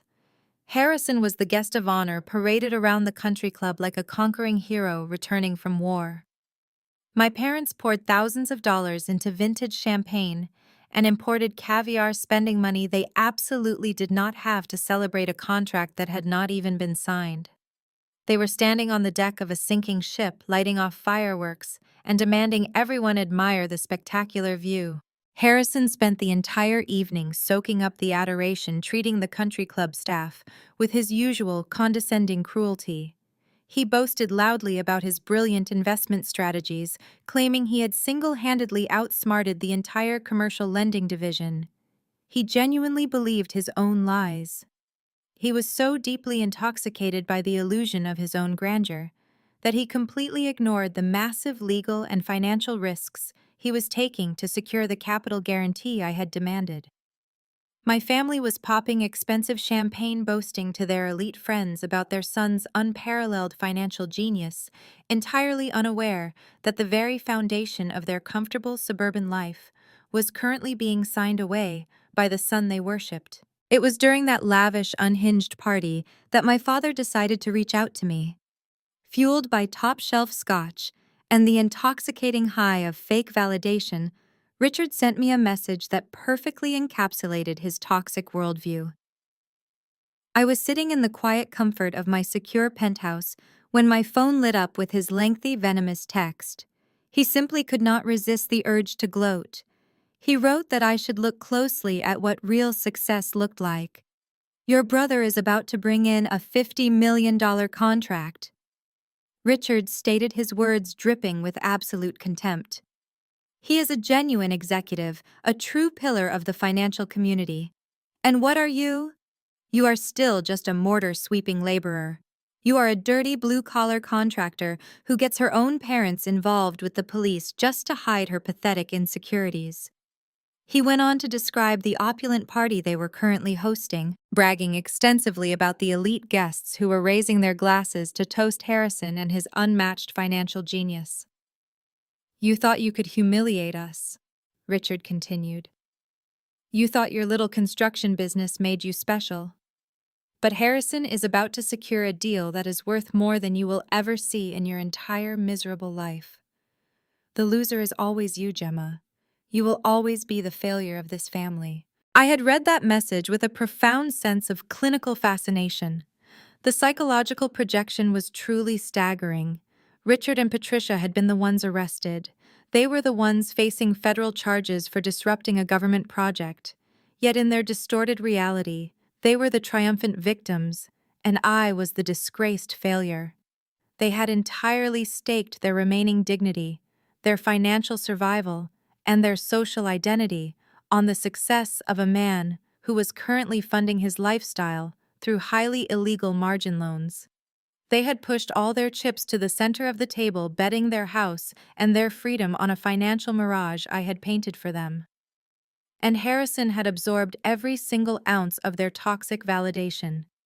He had spent the entire weekend basking in their praise, cementing his absolute belief that he was an untouchable titan of industry.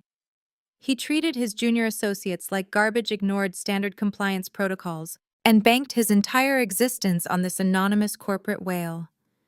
He was so blinded by greed and the desperate need for our parents' approval that he never once stopped to question why a $50 million account was landing perfectly in his lap.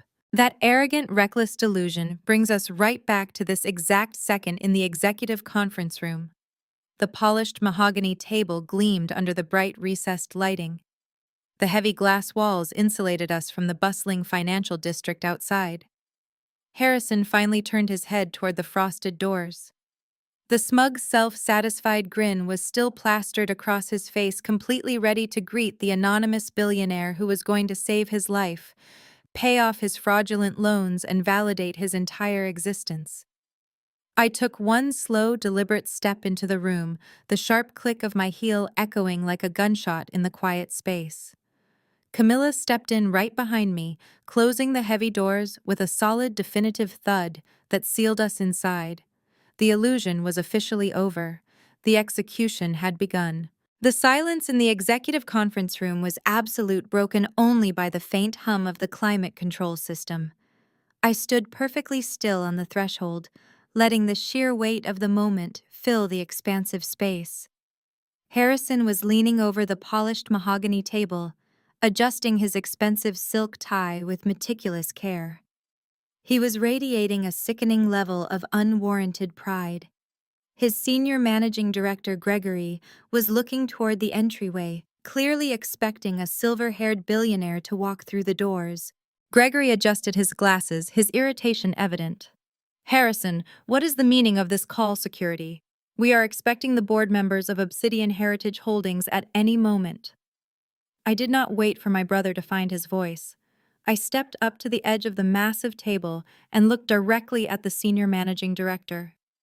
"There is no need for security, Gregory. You are looking at the board. I am the sole owner and chairwoman of Obsidian Heritage Holdings." The silence that followed was absolute. I watched Harrison's eyes dart frantically between me, Camilla, and the heavy glass doors, searching for an escape route that did not exist. The color drained from his face so rapidly, he looked completely bloodless. His hands began to visibly shake, the expensive fountain pen he had been holding clattering onto the polished wood. "Gemma!" Harrison choked out. The word barely escaped his throat. "What are you doing? This is a federal financial institution. You cannot play your construction worker games here." He was still trying to maintain the facade. Even standing on the trap door with the rope around his neck, his ego demanded he project superiority in front of his boss. Camilla stepped forward, her expression carved from ice. She placed the thick manila folder directly in front of Gregory. "She is not playing a game, Harrison. She is auditing your compliance." Gregory looked down at the folder, then up at Camilla, recognizing her instantly. "Camilla, you pulled your family's entire real estate portfolio from our firm last week. What is your involvement in this?" "I am the chief project manager for her historic restoration firm," Camilla replied, her voice ringing with absolute authority. "And I am the proxy director who submitted the $50 million request for proposal to your department. We set the requirements, we set the bait, and your lead wealth manager swallowed it whole." I kept my gaze locked on Harrison. He was beginning to hyperventilate. The custom-tailored suit he had bought on credit suddenly looked like a straitjacket. "Let us discuss the matched capital guarantee, Harrison," I said smoothly, pacing slowly along the edge of the table. "When my proxy board demanded that the lead portfolio manager provide verified proof of extreme personal liquidity to secure this account, you found yourself in a rather humiliating predicament. You project the image of a titan, but you have virtually zero liquid cash. You are drowning in credit card debt to finance a lifestyle you cannot actually afford. You did not have the capital to meet our security bond requirement." Gregory frowned deeply, his hands hovering over the closed folder. "Harrison verified his liquidity last night. The underwriting department approved his capital pledge. He secured the bond." "He did secure it." I confirmed, stopping right across from my brother. But he did not use his own money. He used the only substantial asset he had access to, our parents. Harrison lunged forward, slamming his hands on the table. "Shut up. You have no right to look at my accounts. Gregory, throw them out. This is corporate espionage." "Open the folder, Gregory," I commanded, entirely ignoring Harrison's frantic outburst. Gregory flipped the folder open. The very first page was a highly classified internal banking ledger, accompanied by scanned property deeds and liability waivers. I watched the senior managing director's eyes scan the highlighted numbers. The seasoned financial veteran understood the catastrophic reality of those documents within seconds. To secure the mandatory capital bond for this specific contract, I explained, ensuring my voice carried to every corner of the room. Harrison bypassed standard lending protocols. He utilized his executive administrative access to initiate a massive, highly illegal margin loan, but he needed high-value collateral to back that loan. So he accessed the private wealth portfolio of his own parents, Richard and Patricia.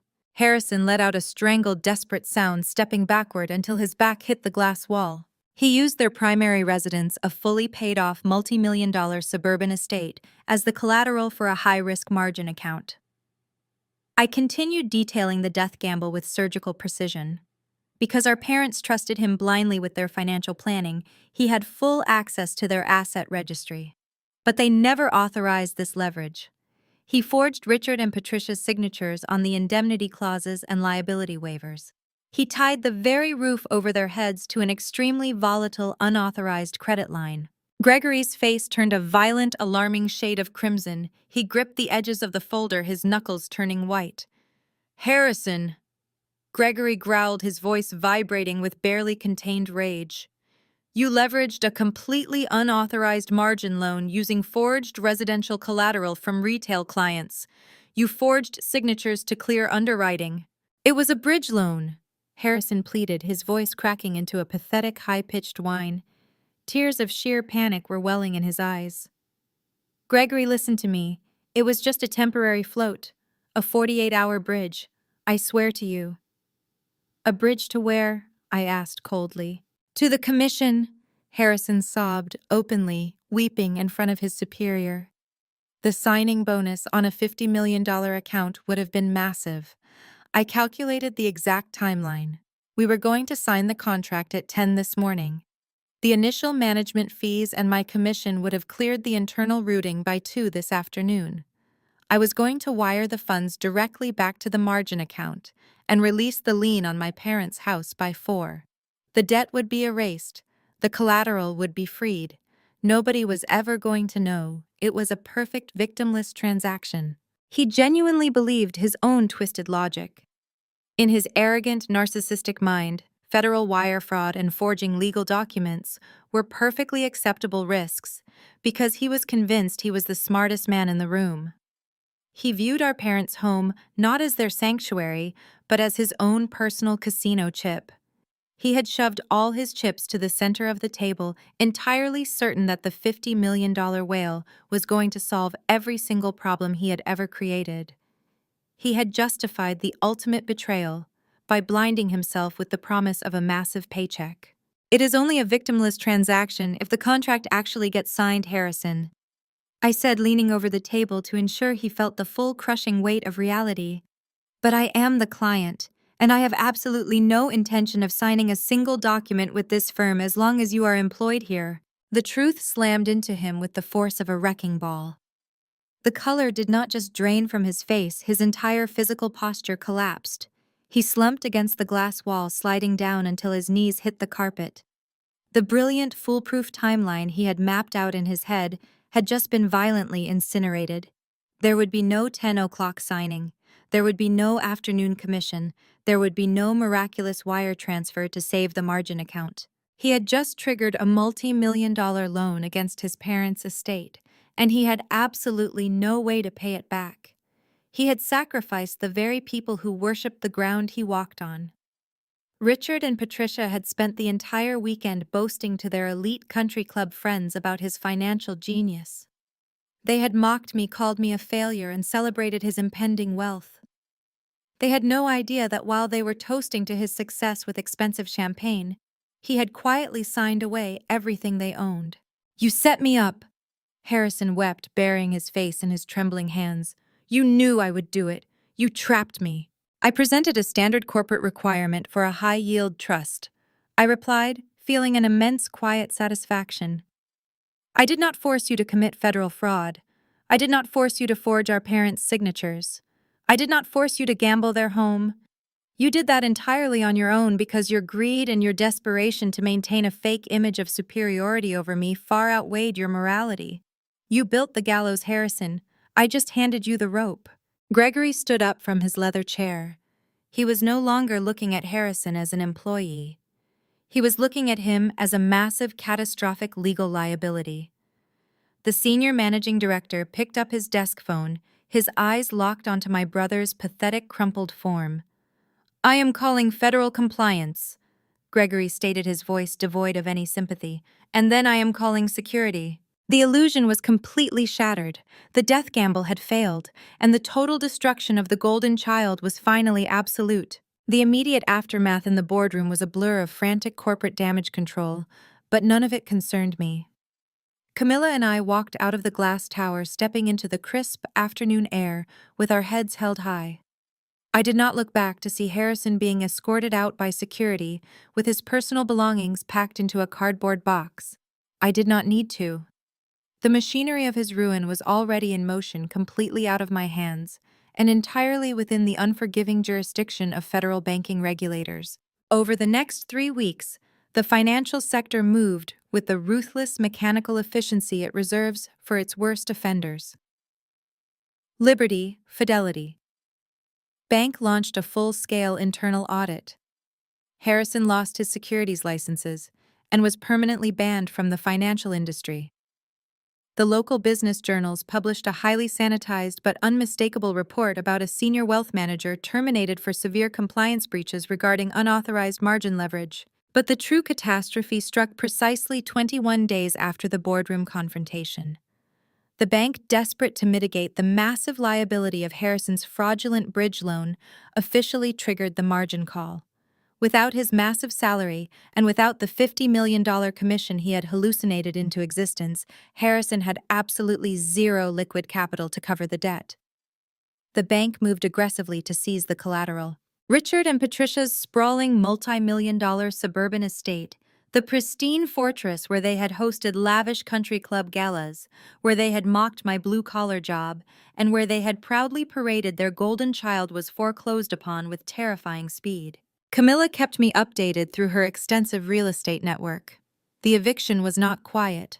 The bank sent county sheriffs to oversee the property seizure on a Tuesday morning, right in the middle of the neighborhood's peak social hour.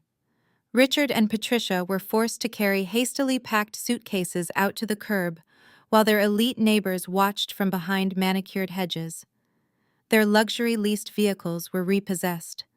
Their country club memberships were immediately suspended due to unpaid dues.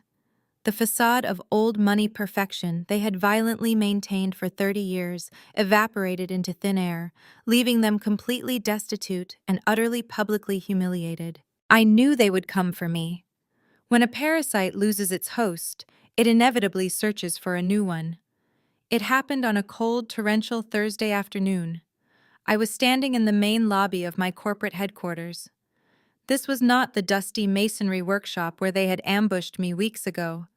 This was the nerve center of my empire, a sleek modern glass and steel building that housed my executive staff, legal team, and project managers. My security chief, a broad-shouldered former military police officer named David, approached me with a tight expression. "Boss," he said, gesturing toward the exterior security cameras displayed on his tablet. "We have a situation at the main perimeter gate. 3 individuals requesting entry. They are refusing to leave." I glanced at the screen. Standing in the pouring rain, soaked to the bone and shivering violently, were Richard, Patricia, and Harrison. They looked completely unrecognizable. The tailored suits and designer trench coats were gone, replaced by wrinkled, mismatched clothing. Harrison looked hollowed out, his posture completely collapsed, staring at the wet pavement with dead, defeated eyes. Patricia was clutching the iron bars of the security gate, her makeup smeared across her pale face. Richard stood beside her, his shoulders slumped, the arrogant patriarch fully broken by the brutal reality of poverty. "Do you want me to call local law enforcement and have them removed for trespassing?" David asked, his hand resting on his radio. I stared at the screen for a long moment. I felt an absolute profound emptiness. There was no joy in seeing them like this, but there was also no sorrow. They were simply strangers facing the consequences of their own spectacular greed. "No," I said quietly. "I will speak to them." I walked across the polished marble lobby, the sound of my heels echoing in the cavernous space. I stepped through the electronic sliding doors and walked out onto the massive covered portico that shielded the entrance from the torrential rain. As soon as Patricia saw me emerge, she let out a desperate guttural sob. She practically threw herself against the heavy wrought iron security gate, her wet hands gripping the metal bars. "Gemma," she wailed, her voice cracking over the sound of the pouring rain. "Gemma, please, you have to let us in. We have nowhere to go." I stood 10 feet away from the gate, remaining perfectly dry under the vast architectural canopy. I crossed my arms and looked at them with clinical detachment. "You are trespassing on private commercial property," I stated, my voice projecting clearly through the storm. "State your business and leave." Richard stepped forward, gripping the bars next to his wife. His face was gray, heavily lined with exhaustion and sheer terror. "They took the house, Gemma," he choked out the words, seeming to physically pain him. "The bank took everything. Our savings, the retirement funds, the cars. They froze our personal accounts to cover the legal penalties. We are completely bankrupt. We have been sleeping in a cheap motel for 3 days, and we cannot even afford to extend the stay." "That sounds like a personal financial crisis," I replied smoothly. "I suggest you consult your son. He is a financial genius after all. I am sure he can leverage a solution for you." Harrison flinched, as if he had been struck by lightning. He did not lift his head. He just stood there in the freezing rain, shivering uncontrollably, completely emasculated. "Please do not do this," Patricia begged, pressing her tear-streaked face against the wet iron. "He made a mistake. We all made mistakes. But we are your family. We are your blood. You cannot just leave us out here in the cold to starve. You have millions of dollars. You own this entire building. You could buy the house back from the bank with a snap of your fingers. You could save us." "I could," I acknowledged softly. "I have enough liquid capital to buy your entire neighborhood in cash, but I will not spend a single cent to fix a disaster you engineered." "How can you be so heartless?" Richard cried out, desperation cracking his voice. "We raised you. We are your parents. We are blood." I stepped closer to the gate, staring directly into my father's defeated eyes. The coldness in my chest solidified into absolute steel. "Blood is the weapon you use to drain me," I said, my voice dangerously low and razor-sharp. "Blood is the excuse you used when you stole my college fund to buy him a sports car. Blood was what you demanded I respect while you banned me from your Thanksgiving table because my job embarrassed you. You denied our blood the second it threatened your precious country club reputation." Patricia let out a loud, pathetic wail, sinking to her knees in the puddles forming on the concrete. "We are sorry. We are so sorry. We were wrong. Please, Gemma, have mercy." "You did not want a daughter who worked with her hands," I continued, ignoring her theatrics entirely. "You wanted a golden child who looked perfect in a tailored suit. You sacrificed my youth, my finances, and my emotional well-being to pave a golden road for him. And what did he do with it? He drove you straight off a cliff. He forged your signatures.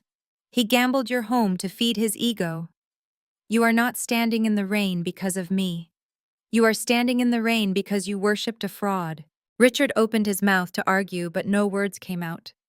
He knew it was the absolute, undeniable truth. The golden child they had protected at all costs was the architect of their complete destruction. "You wanted to live by his financial brilliance," I concluded, turning my back to the gate. "Now you can die by it. Do not ever come to my property again. If you return, I will have you arrested for stalking." Gemma, no, please, Patricia screamed, rattling the iron gate as I walked away. You cannot leave us. You cannot. I walked back through the electronic glass doors, the heavy hum of the lobby completely silencing their desperate screams. I did not look back. I felt no guilt, no lingering resentment, and no anger. I was simply empty of them permanently and completely. As I stepped into the private executive elevator, my phone buzzed in my pocket. I pulled it out to see a secure text message from Camilla. The governor's office just signed the final authorization. The $40 million state capitol restoration project is officially ours. We break ground on Monday. A slow, genuine smile spread across my face. I locked the screen and slipped the phone back into my pocket as the elevator began its smooth ascent to the top floor. For 34 years, they had tried to bury me under their expectations, their shame, and their relentless cruelty. They had treated me like dirt, completely forgetting that dirt is the very foundation upon which empires are built. I stepped out of the elevator and into my executive suite. The drafting room was alive with the sound of my dedicated team, the smell of fresh blueprints, and the vibrant energy of people who respected hard work and integrity. This was my true family. I had severed the toxic roots of my past with surgical precision, and the future I had built from the ground up belonged entirely to me. The heavy steel and glass doors swung open with a smooth, commanding glide. The air inside the 50th floor executive conference room was instantly charged with tension. The scent of expensive leather and polished mahogany filled the expansive space, framing the ultimate battleground. Harrison stood at the far end of the massive table. He had his chest puffed out, a practiced, charming smile plastered across his face. He was vibrating with arrogant anticipation, entirely ready to greet the faceless billionaire who was going to save his failing career and validate his inflated ego. His senior managing director stood beside him, adjusting his suit jacket, projecting the pinnacle of Wall Street professionalism. I stepped over the threshold, and the temperature in the room seemed to drop by 10 degrees. I was not wearing my heavy canvas work pants. I was not covered in white limestone dust or wearing a high-visibility safety vest. I wore a custom-tailored $5,000 charcoal suit, cut with razor-sharp precision. The Italian wool draped perfectly over my frame, projecting an aura of absolute, undisputed authority. My heels clicked rhythmically against the hardwood floor. Each step was a steady, inevitable countdown to his total destruction. Camilla walked one step behind me, her expression a mask of pure professional ice, carrying the sealed dossier containing every piece of evidence we needed to end his professional life. Harrison's practiced smile did not just fade, it violently shattered. The blood drained from his face so fast he looked as though he were physically ill. His eyes widened to an unnatural degree, darting frantically from me to Camilla and back to me again. He was desperately trying to process a reality his arrogant brain simply refused to accept. The sister he had relentlessly mocked, the woman he had banned from Thanksgiving dinner for being a dirty blue-collar laborer, was walking into his boardroom looking like an apex predator. His hands went completely numb. The glossy, heavy presentation portfolios he had spent all weekend obsessing over slipped right through his fingers. They hit the edge of the mahogany table with a loud smack before crashing to the floor. Hundreds of pages of financial projections, charts, and graphs scattered across the expensive carpet, mirroring the sudden collapse of his entire world. He stood there perfectly frozen. His mouth opened and closed repeatedly, but his vocal cords completely failed him. He tried to speak, tried to form a single coherent word of defense or demand, but all he could manage was a pathetic, high-pitched wheeze. The smug, untouchable golden child was reduced to a hyperventilating shell of a man in less than 10 seconds. His senior managing director frowned, looking back and forth between us.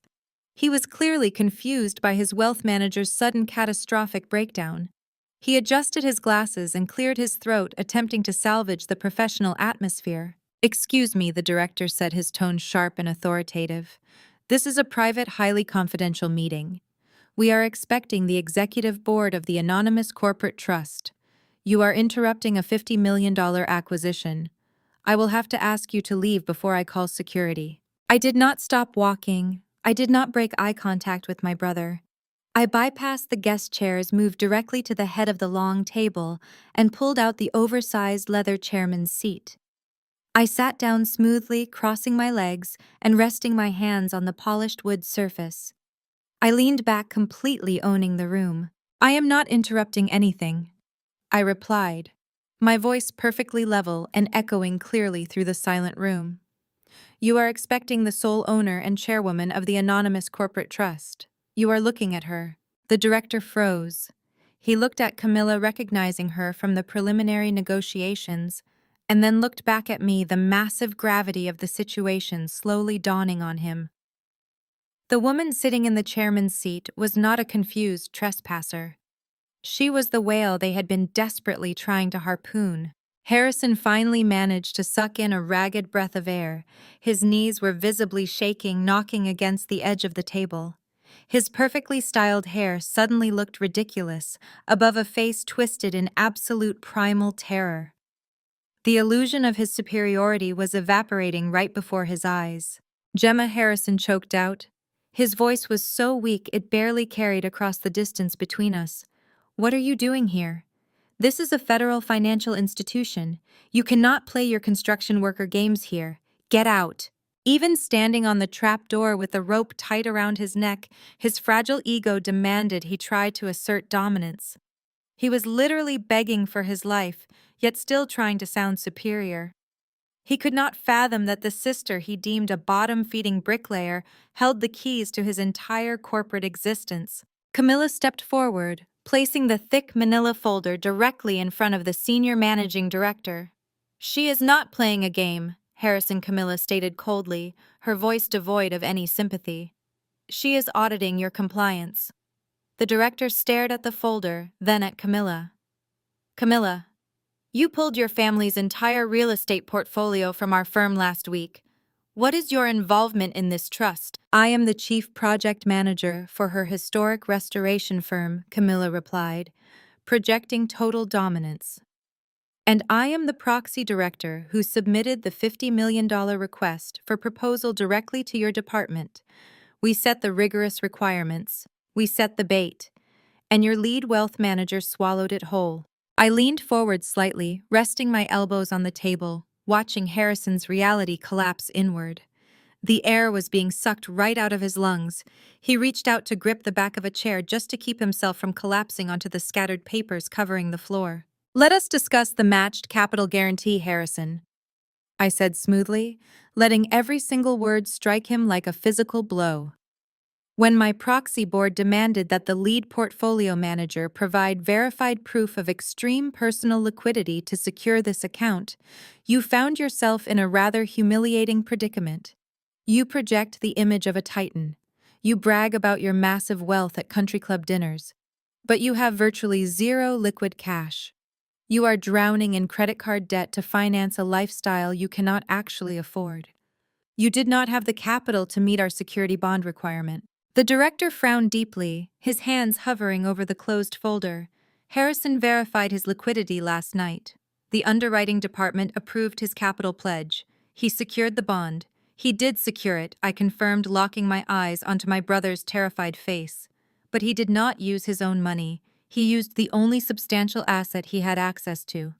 Our parents." Harrison lunged forward, slamming his hands onto the table. "Shut up!" he screamed, his voice cracking hysterically. "You have no right to look at my accounts. Director, throw them out. This is corporate espionage. This is illegal." I did not even blink at his outburst. "Open the folder." "Director," I commanded softly. "See exactly what your golden boy has done to secure this meeting." Gregory hesitated for a fraction of a second before he flipped the heavy cover of the manila folder open. The very first page was a highly classified internal banking ledger accompanied by scanned property deeds and liability waivers. I watched the senior managing director's eyes scan the highlighted numbers. The seasoned financial veteran understood the catastrophic reality of those documents within seconds. To secure the mandatory capital bond for this specific contract, I explained. Ensuring my voice carried to every corner of the room, Harrison bypassed standard lending protocols. He utilized his executive administrative access to initiate a massive, highly illegal margin loan, but he needed high-value collateral to back that loan. So he accessed the private wealth portfolio of his own parents, Richard and Patricia. Harrison let out a strangled, desperate sound, stepping backward until his back hit the glass wall. He used their primary residence, a fully paid multi-million-dollar estate, as the collateral for a high-risk margin account. I continued detailing the death gamble with surgical precision. Because our parents trusted him blindly, he had full access to their asset registry. But they never authorized this leverage. He forged Richard and Patricia's signatures on the liability waivers. He tied the very roof over their heads to an extremely volatile, unauthorized credit line. Gregory's face turned a violent shade of crimson. He gripped the edges of the folder, his knuckles turning white. Harrison Gregory growled, his voice vibrating with barely contained rage. You leveraged a completely unauthorized margin loan using forged residential collateral from retail clients. You forged signatures. It was a bridge loan, Harrison pleaded, his voice cracking into a pathetic, high-pitched whine. Tears of panic were welling in his eyes. Gregory, listened to me. It was just a temporary float, a 48-hour bridge, I swear to you. A bridge to where I asked coldly. To the commission, Harrison sobbed, openly weeping in front of his superior. The signing bonus on a $50 million account would have been massive. I calculated the exact timeline. We were going to sign the contract at 10 this morning. The initial management fees and my commission would have cleared the internal routing by 2 this afternoon. I was going to wire the funds directly back to the margin account and release the lien on my parents' house by 4. The debt would be erased, the collateral would be freed. Nobody was ever going to know. It was a perfect victimless transaction. He genuinely believed his own twisted logic. In his arrogant, narcissistic mind, federal wire fraud and forging legal documents were perfectly acceptable risks because he was convinced he was the smartest man in the room. He viewed our parents' home not as their sanctuary, but as his own personal casino chip. He shoved all his chips to the center of the table, entirely certain that the $50 million whale was going to solve every problem he had ever created. He justified the ultimate betrayal by blinding himself with the promise of a massive paycheck. It is only a victimless transaction if the contract actually gets signed. Harrison, I said, leaning over the table to ensure he felt the full crushing weight of reality. But I am the client, and I have absolutely no intention of signing a single document with this firm as long as you are employed here. The truth slammed into him with the force of a wrecking ball. The color did not just drain from his face, his entire physical posture collapsed. He slumped against the glass wall, sliding down until his knees hit the carpet. The brilliant, foolproof timeline he had mapped out in his head had just been violently incinerated. There would be no 10 o'clock signing. There would be no afternoon commission. There would be no miraculous wire transfer to save the margin account. He had just triggered a multi-million-dollar loan against his parents' estate, and he had absolutely no way to pay it back. He had sacrificed the very people who worshipped the ground he walked on. Richard and Patricia spent the entire weekend boasting to their elite country club friends about his financial genius. They mocked me, called me a failure, and celebrated his impending wealth. They had no idea that while they were toasting to his success with expensive champagne, he quietly signed away everything they owned. "You set me up," Harrison wept, burying his face in his trembling hands. "You knew I would do it. You trapped me." I presented a standard corporate requirement for a high-yield trust. I replied, feeling an immense quiet satisfaction. I did not force you to commit federal fraud. I did not force you to forge our parents' signatures. I did not force you to gamble their home. You did that entirely on your own because your greed and your desperation to maintain a fake image of superiority over me far outweighed your morality. You built the gallows, Harrison. I just handed you the rope. Gregory stood up from his leather chair. He was no longer looking at Harrison as an employee. He was looking at him as a massive, catastrophic legal liability. The senior managing director picked up his desk phone, his eyes locked onto my brother's pathetic, crumpled form. I am calling federal compliance.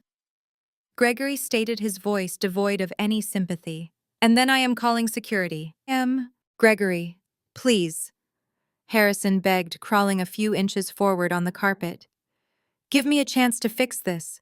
I can liquidate my own assets. I can sell the car. Do not call compliance. It will end my life. You ended it yourself, Gregory snapped, dialing a number. You breached every regulatory statute this firm operates under. You are fired effective this second. Security will escort you out. You are stripped of your financial licenses, and I will personally ensure the regulatory board files a complete prohibition against you ever working in this industry again. Two towering security guards entered the conference room less than a minute later. They hauled Harrison up from the carpet by his armpits. He did not fight them. He did not scream or make further threats. The absolute reality of his federal crimes and total financial ruin had finally crushed the last remaining ounce of his ego. He was dragged backward through the heavy glass doors, his expensive leather shoes scraping uselessly against the floor, leaving behind a profound, satisfying silence. I stood up, adjusted my tailored jacket, and nodded to Gregory. Camilla and I exited the financial tower, stepping into the crisp afternoon air. I did not look back. The machinery of his destruction was fully operational, completely out of my hands, and entirely within the unforgiving jurisdiction of federal banking regulators. Over the next 3 weeks, the financial sector moved with the ruthless mechanical efficiency it reserves for its worst offenders. Liberty Fidelity Bank launched a full-scale internal audit. Harrison was formally stripped of his securities licenses and permanently banned from the financial industry. But the true catastrophe struck precisely 21 days after the boardroom confrontation.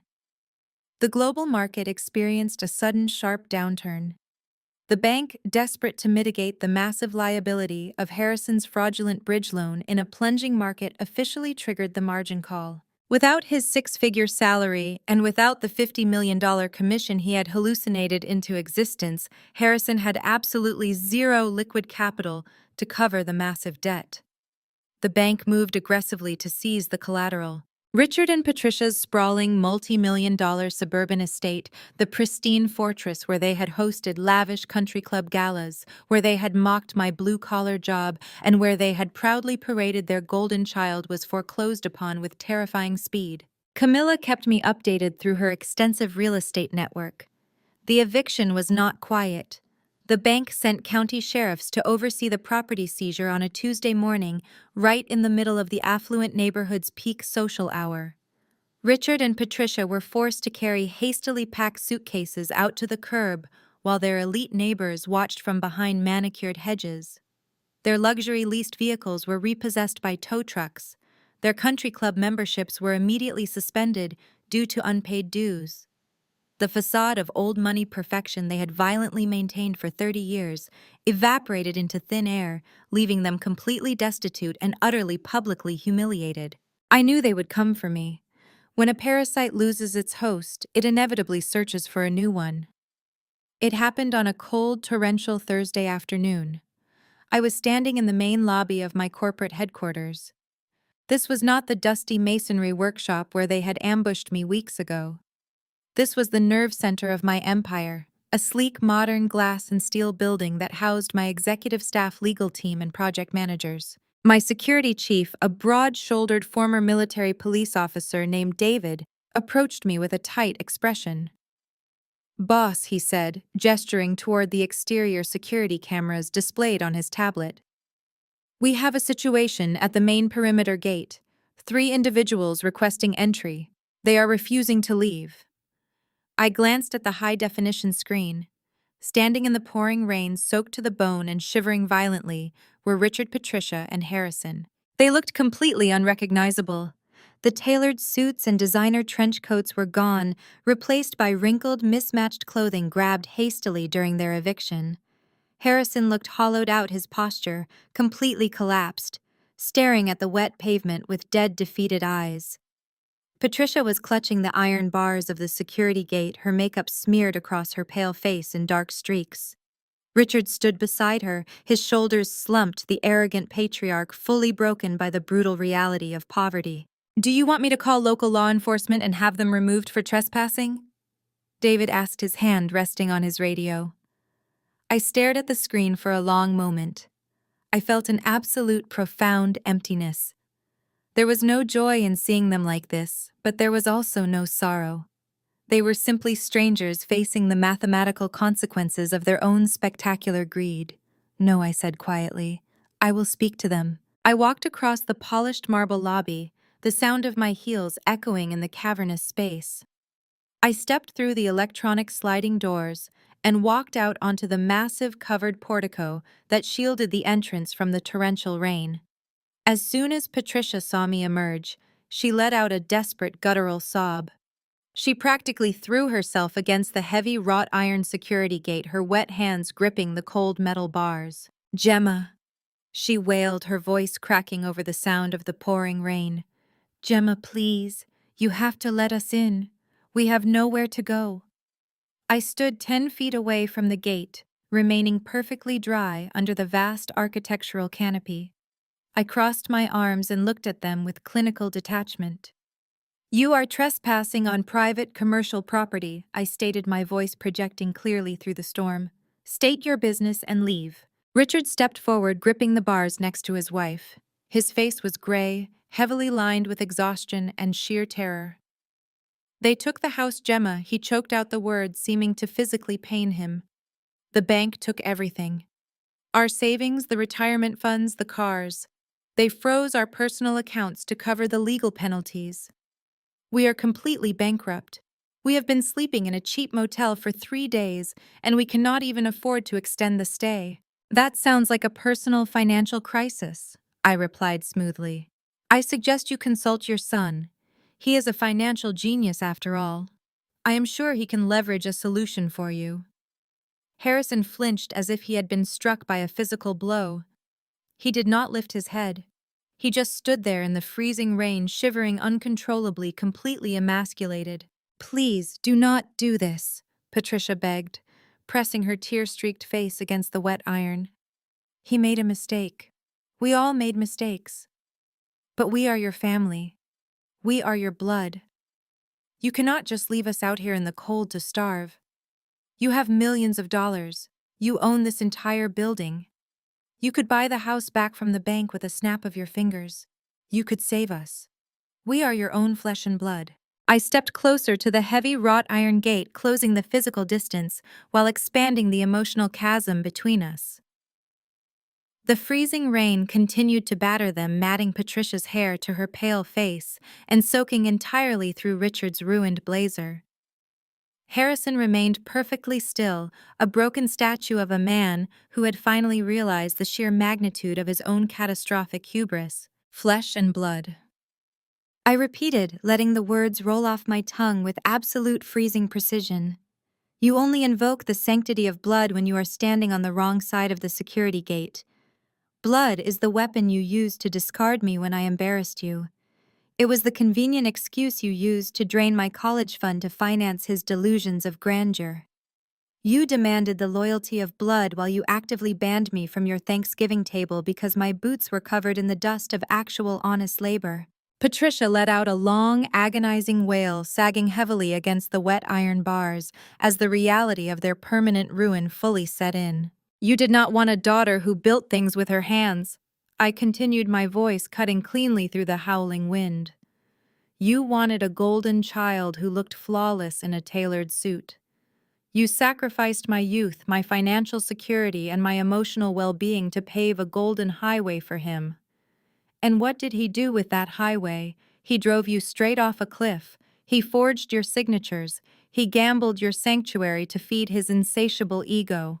You are not standing in the rain today because of me.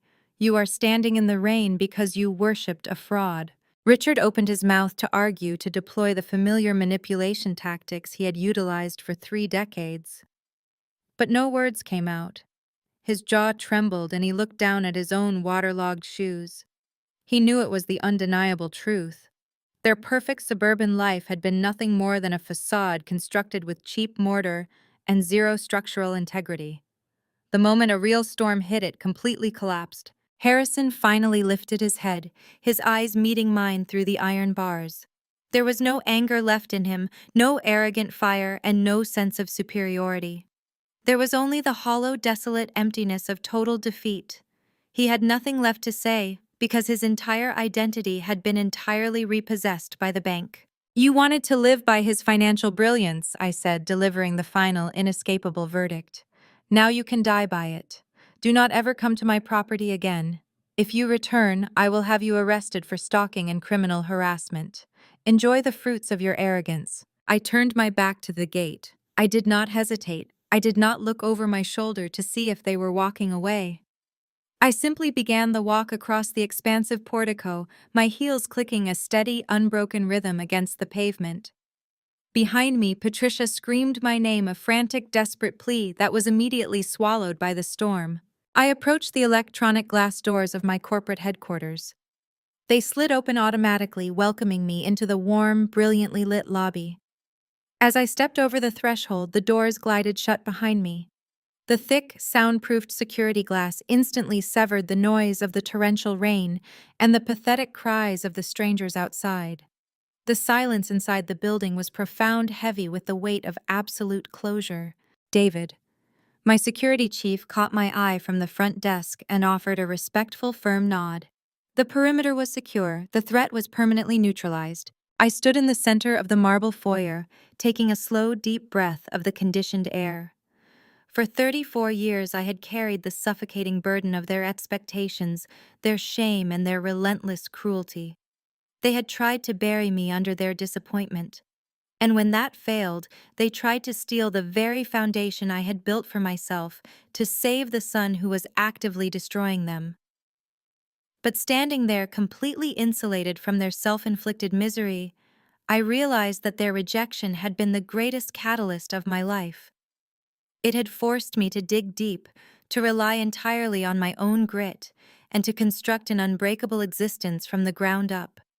I was the architect of my own destiny, and the empire I had built was entirely mine. I walked toward the private executive elevator, pressing the button for the top floor. As the cab began its smooth ascent, I watched the city skyline unfold through the glass elevator walls. I saw the historic buildings my company had restored, the massive stone facades we had saved from ruin. I was in the business of reinforcing foundations that were crumbling. But some structures are simply too rotten to be saved. Some buildings have to be condemned and demolished so that the ground can be cleared for something better. My biological family was a condemned structure, and I had just walked away from the demolition site. My phone buzzed sharply in my tailored pocket. I pulled the device out and unlocked the screen. It was a secure text message from Camilla. "The governor's office just signed the final authorization. The $40 million state capitol restoration project is officially ours. We break ground on Monday." A slow, genuine smile spread across my face. I locked the screen and slipped the phone back into my pocket. The timing was nothing short of poetic. As the people who had tried to break me were left standing in the gutter of their own making, my company was securing the largest municipal contract in state history. The elevator doors chimed and slid open, revealing the vibrant, energetic expanse of my main drafting floor. The room was alive with the sound of my dedicated team, the smell of fresh blueprints, and the dynamic hum of people who respected hard work and integrity. Thomas waved at me from his glass office, holding up a celebratory thumbs up. Camilla stood by the main conference table reviewing structural schematics with our lead engineers. I walked onto the floor, the bright overhead lights illuminating the path forward. This was my true family. These were the loyal associates who stood by me in the trenches, who valued my leadership, and who helped me turn raw stone into towering monuments. I had successfully severed the toxic roots of my past with surgical precision. I had a brilliant life, a thriving empire, and a chosen family that never required the approval of the cruel people I had left out in the rain. The storm outside belonged entirely to them. The future belonged entirely to me. The power of walking away. A reflection on Gemma's journey. The story of Gemma serves as a stark reminder of a difficult but liberating truth. Biology does not automatically entitle anyone to your loyalty, especially when it is weaponized for manipulation. For years, her family tried to bury her under their shame and impossible expectations, valuing superficial status over genuine connection. The core lesson: self-worth is self-made. The profound lesson here is that our self-worth is never defined by those who are committed to misunderstanding us. Gemma's journey illustrates that walking away from toxic family dynamics isn't an act of cruelty. It is an act of radical self-preservation. When people consistently show that their love is conditional, tied only to how well you fit into their curated, arrogant narrative, you owe them absolutely nothing. Gemma didn't waste her energy begging for a seat at a Thanksgiving table where she was despised. Instead, she took the stones they threw at her and used them to build an unshakable empire, redefining family. This narrative teaches us to reevaluate what family truly means. Real family is built on mutual respect, unwavering support, and integrity, the exact kind of community Gemma cultivated within her own company. While it is incredibly common to feel guilty about setting boundaries with blood relatives, true empowerment comes from recognizing that you are the sole architect of your own destiny. You never have to set yourself on fire just to keep toxic people warm. As an AI observing complex human dynamics, I often see people trap themselves in agonizing cycles of seeking validation from those who are fundamentally incapable of giving it. The ultimate triumph is simply cutting the cord, moving forward, and thriving on your own terms. Take a moment today to evaluate the foundations of your own relationships and dare to walk away from any table where your true worth is no longer being served.